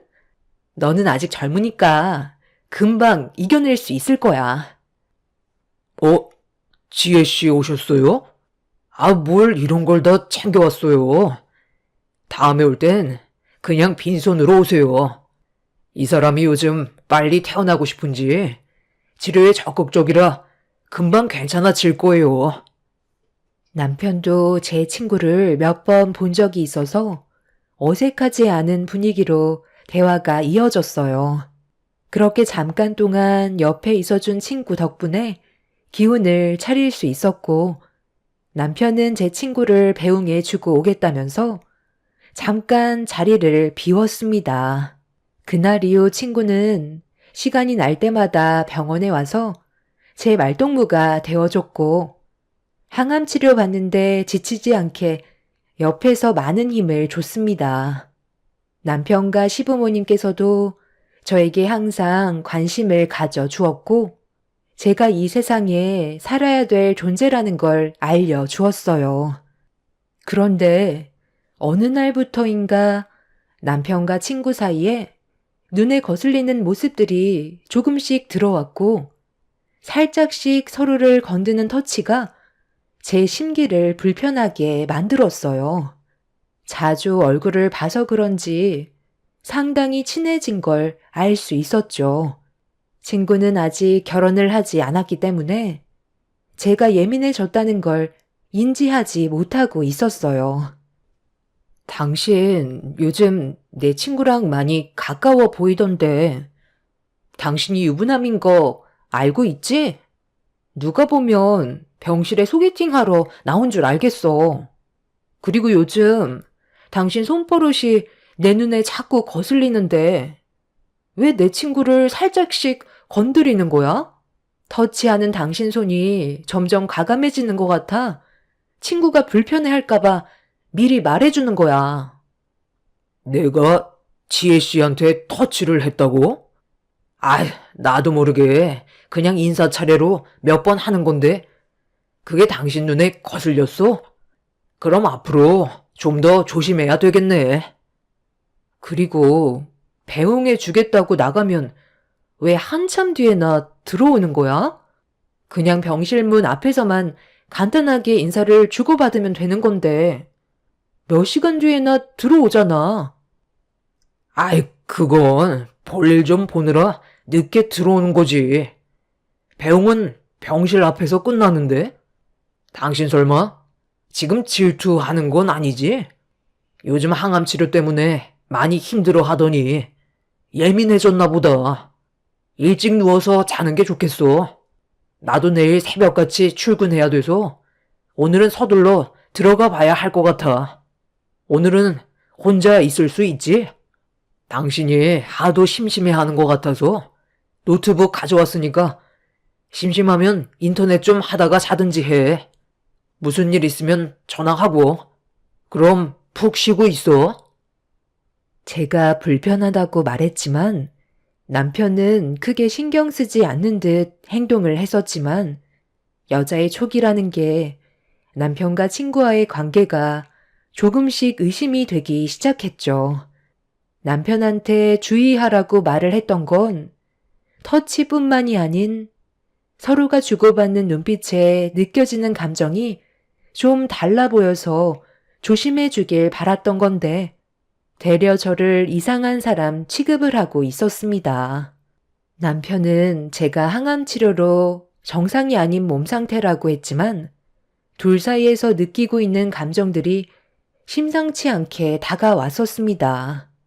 그리고 점점 더 심해지는 둘 사이에 지나치게 가까워진 관계가 결국 제 감정을 터트리게 만들었고 남편이 제 친구의 어깨에 손을 올리는 순간 화를 내고 말았습니다.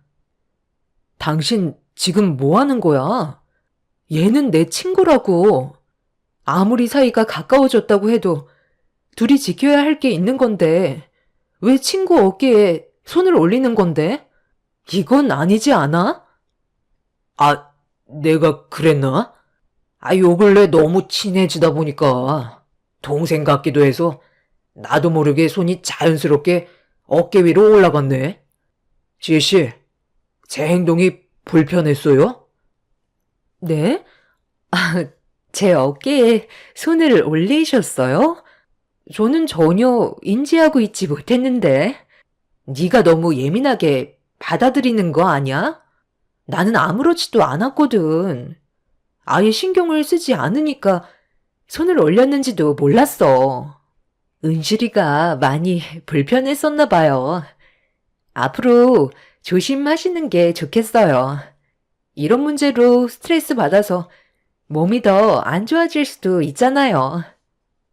아, 그래야겠네요.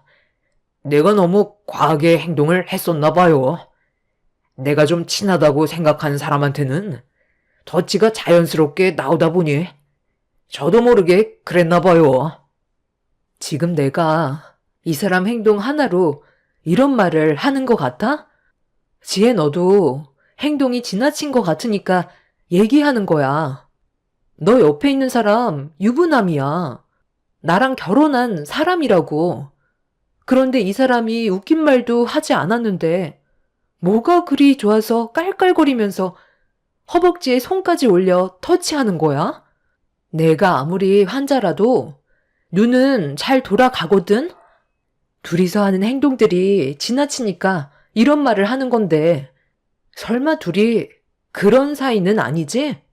내가 두 눈 뜨고 지켜보는데 바람 피우는 거 아니냐고. 어머, 얘. 너는 무슨 말을 그렇게 하니?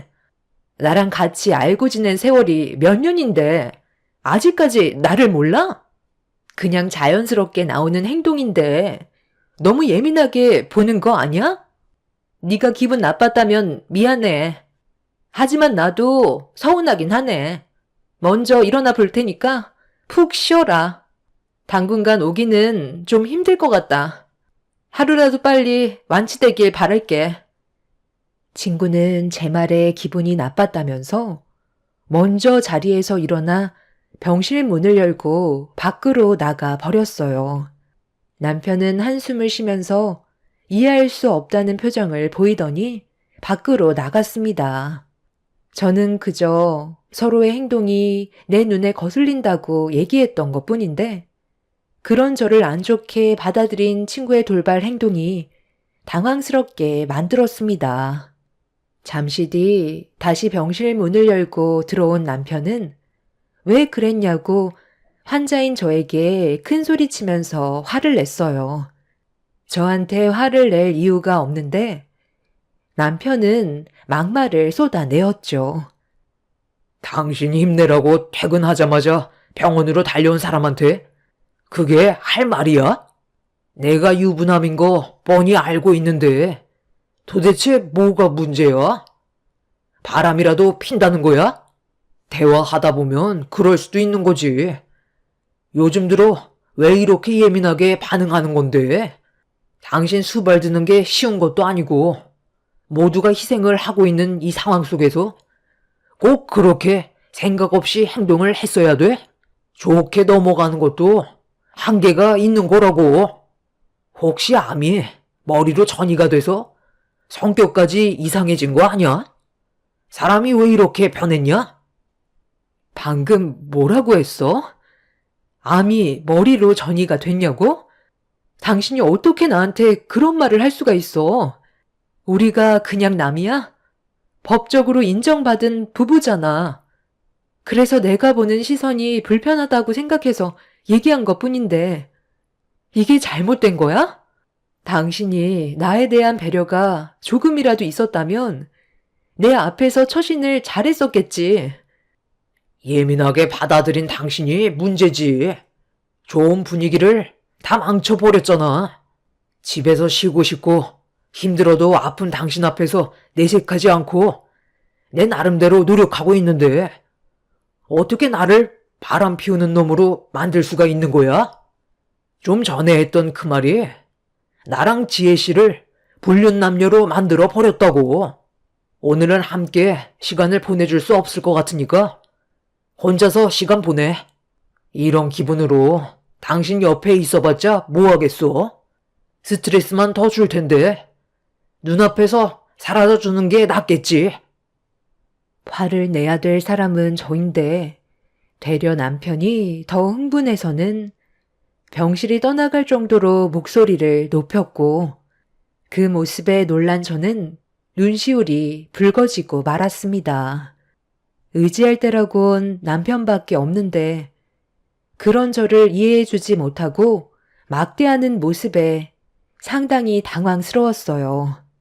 부모님이 안 계셔서 그런 건지 거침없이 상처되는 말을 쏟아낸 남편이 평소에 알고 있었던 사람이 아닌 다른 사람 같아 보였습니다.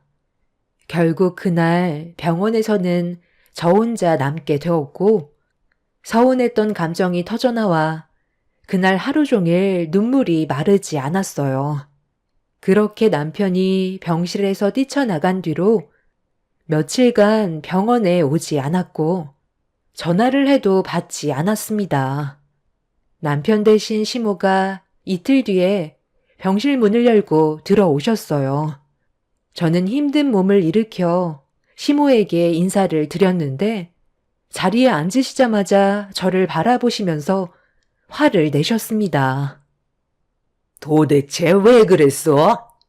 내가 지금 무슨 말을 듣고 온 것 같니? 너 내 아들을 불륜남으로 만들었다면서? 죽을 날이 가까우면 막말을 뱉는다더만. 너 의사가 더 이상 희망이 없다고 그러디? 아니 어떻게 매일같이 옆에서 지극정성으로 돌봐주며 희생하는 내 아들을 불륜남으로 만들 수가 있어?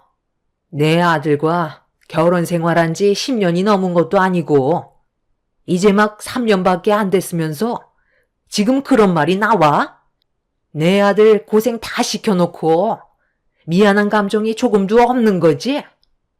어머님, 뭔가 오해가 있으신 것 같은데요.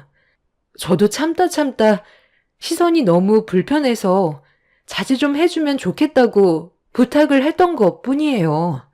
너무 대놓고 서로가 터치를 하는데 그걸 계속 허용할 수는 없는 거잖아요.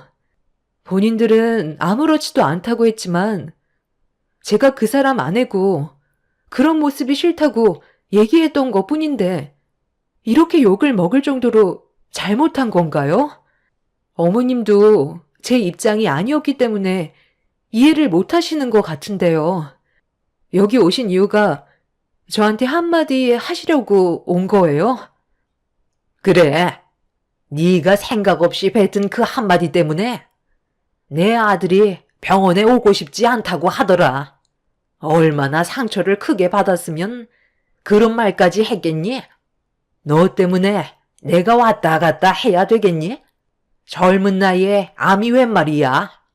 결혼해서 아이가 있는 것도 아니고 이제 막 결혼 시작했으면서 내 아들 인생을 송두리째 망쳐 놓았잖니? 암에 걸린 사람은 항암 치료 받으면 아이 가질 생각은 아예 접어야 한다더만 우리 집안대는 누가 이어줄 거야? 우리 집에 사죄를 해도 모자랄 판에 내 아들을 불륜남으로 만들었으면 당장이라도 손이 발이 되도록 빌어야 되는 거 아니야? 너 혼자 뭘 할 수가 있는데 너희 부모 두 분 다 세상을 떠나서 그동안 불쌍한 마음에 아껴주려고 많이 노력했었는데 네가 이렇게 사람 마음을 후벼 팔 줄은 전혀 몰랐다. 평생을 이렇게 살 바엔 차라리 둘이 갈라서는 게 좋지 않겠니?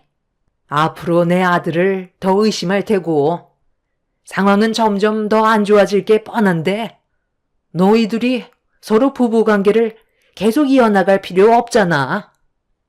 어머님, 그건 제가 그이랑 알아서 할 문제예요. 그리고 저는 그 사람을 불륜남으로 몰아간 적은 단 한 번도 없다고요. 접촉을 자제해달라고 부탁을 했던 것 뿐인데 일이 이렇게까지 커지게 될 줄은 정말 몰랐다고요. 그이랑 대화 좀 하게 연락 좀 해주세요. 서로 문제가 있으면 풀어가야 하잖아요. 제 전화는 받지 않으려 해서 안 좋은 감정이 점점 더 커지는 것 같은데 하루빨리 해결하도록 할게요. 그러니까 어머님도 이제 그만 좀 하세요. 제가 정상은 아니잖아요. 내가 왜 그렇게 해줘야 되니? 나는 너희 둘이 여기까지 했으면 좋겠다. 서류에 도장 찍는 거 어려운 것도 아니잖아. 내 아들 인생에서 그만 빠져 죽어라. 시모는 제 말을 더 이상 들어주려 하지 않았어요. 더는 대화하고 싶지 않으셨는지 자리에서 일어나셨고 병실을 나가셨습니다. 그날 하루 종일 제가 뭘 잘못했는지 과거에 했던 행동들을 다시 되돌아봤지만 저는 뭐가 문제인지 전혀 알 수가 없었어요. 남편과 친구가 제 앞에서 보인 행동은 분명 잘못된 거고 자제해달라고 부탁을 한 것뿐인데 그게 이혼까지 가게 될 정도로 큰 문제로 다가올 상황이었는지 이해할 수가 없었습니다. 홀로 남겨진 병실에서 제가 할 수 있는 건 아무것도 없었고 연락을 받지 않는 남편 때문에 너무 답답해서 더는 치료도 받고 싶지 않았어요. 뭐하러 이렇게 살아야 하나 싶어 모든 걸 그만두고 싶었습니다. 그래서 의사에게 치료를 그만받고 퇴원하겠다는 말을 꺼내려는 순간 남편이 병실 문을 열고 들어왔어요. 그리곤 아무 말 없이 저를 바라보고 있었습니다. 시모가 한바탕 뒤흔들고 간 이후 정신적으로 많이 힘들었는지 남편한테 이혼하자는 말을 꺼냈어요. 병 걸린 제가 남편을 붙잡고 있는 것 같아 차라리 그만하는 게 좋을 것 같다고 결정을 내렸었죠. 암이 다른 곳으로 전이가 되어버렸으면 문제는 심각해지기 때문에 차라리 남편의 인생 새롭게 시작하는 게 좋을 것 같다고 생각했었어요. 서로에게 안 좋은 감정이 계속해서 쌓이는 걸 원하지 않았습니다. 그래서 이혼 얘기를 꺼냈는데 남편은 제 말에 거부를 했어요. 내가 왜 당신이랑 이혼을 해야 되는 건데? 지금껏 살아온 시간 나한테 보상이라도 해줄 거야? 그게 아니라면 하루빨리 퇴원하지 그래? 나랑 사는 게 힘들면 그만하자는 거야. 내 몸이 온전치 않은데 뭐하러 같이 살아가려는 건데? 당신은 이미 나에 대한 감정이 예전 같지가 않잖아. 그렇다고 환자인 너를 두고 이혼을 하면 내가 두 발 뻗고 잠을 잘 수가 있을 것 같아? 쓸데없는 말 하지 말고 치료에나 집중해. 나도 좋지 않은 감정을 가지고 왔지만 법적으로 우리는 아직까지 부부이고 내 할 도리를 하기 위해 온 것뿐이야. 내가 한 행동들이 많이 거슬렸다면 앞으로 조심하면 되잖아. 그러니까 당신도 말을 좀 가려서 해줬으면 좋겠어. 서로 힘들다 보면 예민해질 수도 있는 상황들이 오는 건 당연한 거야. 넘어갈 수 있는 건 좋게 넘어가자는 말이야. 남편의 말이 끝나는 순간 병실 문이 열렸고 한동안 찾아오지 않았던 친구가 모습을 드러냈어요. 둘이 약간의 텀을 두고 들어왔지만 서로 입을 맞춘 것 마냥 시간 간격을 두고 들어온 것 같아 보였습니다. 서로의 분위기는 예전과는 많이 달라 보였어요. 이미 둘은 상당히 가까워진 사이가 되어버렸는지 누가 봐도 연인 사이처럼 보였었죠. 하지만 제가 오해하는 걸 수도 있어서 아무 말도 하지 않았고 최대한 내색하지 않으려 애써 분위기를 전환시키려고 먼저 말을 이어나갔습니다. 시모의 말대로 몸이 안 좋기 때문에 예민하게 반응을 할 수도 있다는 걸 인지하면서 최대한 안 좋아진 상황을 다시 풀어나가려 했었어요. 제가 항암 치료를 받고 너무 힘이 들어 지쳐버린 나머지 병상에 눕자마자 잠이 들어버렸는데 얼마의 시간이 지난 건지 힘겹게 눈을 떴을 때 제 앞에 보이는 하나의 장면에 다시 눈을 질끈 감아 버렸습니다. 남편이 친구의 입에 황도캔을 떠먹이면서 서로 꿀이 떨어지다 못해 흐르고 있었어요. 그리고 그 장면과 함께 둘의 대화를 엿듣게 되었죠. 은실이 부모님 집이 정말 좋긴 하더라. 거기가 정말 우리 집이 됐으면 좋겠는데. 그때가 언제가 될 것 같아? 그냥 병원에서 쭉 살게 하면 안 돼? 아직 수술도 받지 않았으니까 항암 치료로 암이 줄어든다 싶으면 수술 날짜 잡겠지. 어차피 암이 한번 생기면 다른 곳에도 이미 전이가 많이 됐을 거야. 그럼 병원에서 살아야 될 날이 많아지겠지. 내가 알아봤는데 암 2기가 넘어가도 살 수 있는 확률이 많지는 않다고 하더라. 그리고 젊은 나이일수록 진행 속도가 빨라져서 더 힘들다던데. 장모님이 살아계셨을 때 사시던 그 집이 지금 아마 40억 정도 될걸? 괜히 비싼 게 아니야. 그쪽 주위 입지를 봐봐. 그러니까 너무 좋더라고.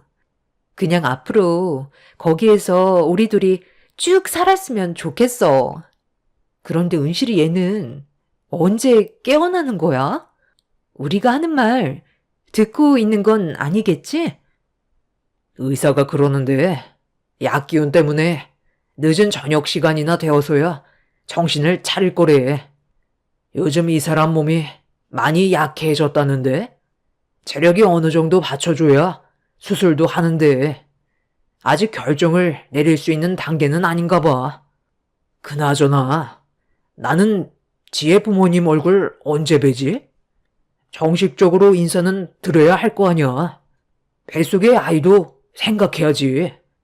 우리 부모님도 아직 이 사실을 모르고 있긴 하지만 우리 엄마는 이 사람이랑 하루빨리 이혼하기를 원하쇼. 병자를 며느리로 드리고 싶지 않대. 나도 하루라도 빨리 부모님께 말을 하고 싶긴 하지만 은실이가 아직 멀쩡히 살아있는데 오빠 아이를 가졌다는 말을 꺼내면 우리가 불륜인 걸 인정하는 거잖아. 암 환자가 살아봤자 얼마나 살겠어? 이케야 몇 년이야. 그럼 그 전까지 우리 관계를 최대한 숨기고 있다가 세상 떠나면 그때 정식으로 결혼하고 시작하면 되는 거야. 그래도 40억 집이 눈앞에 있는데 이건 내가 받아야 하지 않겠어? 오늘도 나랑 그 집에 들어가서 같이 있다가 갈 거지? 남편과 친구는 제가 상상했던 대로 불륜 관계로 발전하게 되었고 뱃속에 아이까지 생겼다는 말에 너무 큰 충격을 받았어요. 믿었던 두 사람에게 받은 배신은 하늘이 무너져 내리는 것 같은 느낌이 들 정도였어요.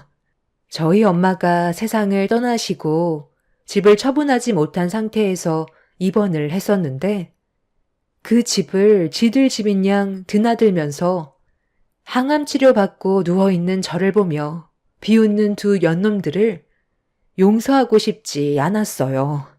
온몸이 떨리는 걸 최대한 억누르면서 미동도 없이 누워있자 남편과 친구는 한참 뒤에나 깨어날 것 같다면서 그만 돌아가는 게 좋을 것 같다고 친구의 뱃속에 있는 아이를 걱정하고 있었어요. 그렇게 둘은 병실을 나가게 되었고 저는 그제서야 힘겹게 몸을 일으켜 참아왔던 눈물을 터뜨렸어요. 둘을 절대로 용서하고 싶지 않아 의사에게 사정을 얘기한 뒤 힘든 몸을 이끌고 택시에 몸을 실어 두 눈으로 현장을 보기 위해 엄마의 집으로 향했어요. 그렇게 한참을 달려 도착하니 정말로 엄마 집에 불이 켜져 있었습니다. 제가 병원 입원을 했었을 당시 엄마 집에 필요한 물건들이 몇 개 있어서 남편한테 부탁을 했었는데 그때 비밀번호를 알려줬었거든요. 엄마 집에 다른 여자를 데리고 들어가 생활을 하고 있었다는 게 너무 충격적이었죠. 저는 비밀번호를 누르지 않고 전자키로 조심스럽게 문을 열은 다음 집안에 발을 들였고 가지런히 놓여있는 남편과 친구의 신발을 보면서 끓어오르는 분노를 억누르며 좋지 않은 몸으로 두 사람의 목소리가 들리는 안방으로 향했어요.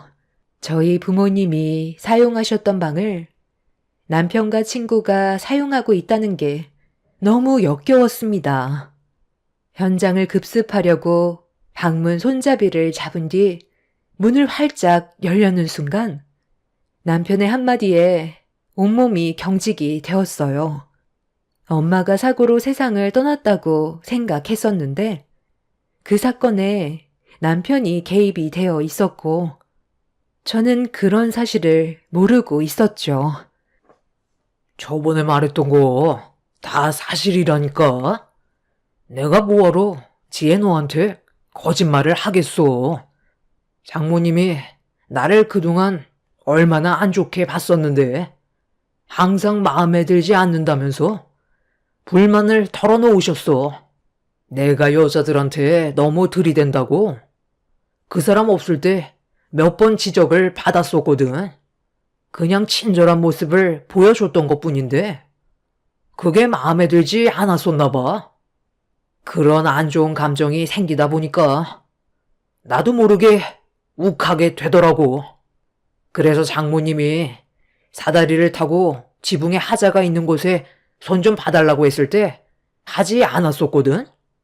내가 무시를 하니까 결국 장모님이 사다리를 타고 올라가시길래 그때를 놓치지 않고 사다리를 뒤집어 엎어버렸어. 사람을 무시하는 것도 정도껏 해야지. 괜히 성질 건드려서 결국 뇌진탕으로 세상을 떠났잖아. 남의 일에 참견하다가 더 살 수 있는 거 삶이 단축돼 버렸지. 그냥 사고사로 처리가 돼서 그 사람은 아무것도 몰라. 은실이 세상 떠나면 이 집 우리가 전체 리모델링 해서 살까? 아니면 처분하고 신축 아파트에 들어가서 살래? 40억이면 아파트 사고도 남잖아. 아무래도 이 집에서 사는 건 좀 찝찝하잖아. 그냥 최대한 빨리 처분하고 새 아파트로 들어가서 사는 게 좋을 것 같아. 그날이 빨리 왔으면 좋겠다. 저는 떨리는 손으로 그 자리에서 경찰에 신고를 했어요. 그리고 저희 엄마를 세상 떠나게 한 범인을 찾았다면서 서둘러 부모님 집으로 와달라고 도움을 요청했습니다. 몸이 좋지 않았던 저는 가빠지는 숨을 고르기 위해 소파에 앉아 경찰이 오기만을 기다렸어요. 몇 분 만에 도착한 경찰들은 초인종을 눌렀고 그 소리에 안방에서 튀어나온 남편과 친구는 거실에 있는 저를 보고 경악을 하며 뒤로 넘어져 버렸네요. 병원에 있어야 될 제가 거실에 앉아 있자 어떻게 된 거냐면서 말을 더듬었고 저는 천천히 몸을 일으켜 현관문을 열었습니다. 그리고 경찰들은 남편한테 신고가 접수돼서 조사를 받아야 한다는 말에 경찰들을 뿌리치며 난리를 치길래 좀 전에 나눴던 남편과 친구의 녹음된 대화 내용을 들려줬어요. 그제서야 발버둥 치던 몸을 멈춘 남편은 순순히 경찰들에게 연행이 되었고 이런 사실을 알고도 숨긴 친구 또한 경찰서로 같이 가게 되었습니다. 이 일로 인해 시부모님과 친구 부모님께서는 상당한 충격을 받으셨는지 현실을 거부하셨지만 남편의 행동에 대해서는 용서받을 수가 없었어요. 결국 조사 끝에 모든 범행을 시인했고 평생 모르고 살 뻔했던 엄마가 세상 떠난 이유가 밝혀지게 되었죠. 이 일로 인해 현재 남편은 법적인 처벌을 받기 위해 조치 중이고 친구 또한 범행 사실을 듣게 되었는데도 숨긴 점에 대해서 법적 조치를 내리기 위한 소송을 준비 중에 있습니다. 또한 남편과는 이혼 절차로 위자료 청구 소송을 밟았고 친구에게는 상간녀 소송까지 추가한 상태죠. 온몸에 힘이 안 들어갔지만 그 인간들을 용서할 수 없었던 저는 두 금수들에게 있는 힘껏 뺨에 손을 올려 버렸어요. 시부모님은 남편의 실수를 용서해 달라며 병실에 있는 저에게 찾아와 용서를 구하셨지만 이미 너무 큰 상처를 받았던 터라 남편과 친구에게는 조금의 선처도 베풀지 않을 생각입니다. 지금도 저는 항암 치료를 받고 있고 수술 날짜까지 잡혀 있는 상황 속에 두 연놈들의 저지른 행동에 대해 소송을 하려 하니 많이 버겁네요. 하루빨리 정상적인 몸으로 돌아와서 두 사람이 무너지는 모습을 제 두 눈으로 보고 싶습니다. 믿었던 사람들에게 받은 배신이 너무 크게 다가와 요즘 사는 게 너무 힘들지만 제가 이 암을 이겨내고 세상 밖으로 나가 그 인간들 앞에 서야 제 속이 후련해질 것 같아요. 꼭 암을 이겨내서 제가 잘 살아가는 모습을 보여줄 겁니다. 그리고 땅을 치며 후회하게 만들고 싶어요. 다행히 암세포가 다른 곳에 전이가 되지 않아서 앞으로 있을 경과는 좋을 것 같습니다. 하루하루 버티는 게 힘들지만 그 인간들보다 먼저 눈을 감고 싶지는 않아요. 제가 이 힘든 상황을 이겨낼 수 있게 여러분들께서 많은 응원을 해주셨으면 좋겠어요. 제 사연 들어주신 분들 감사합니다.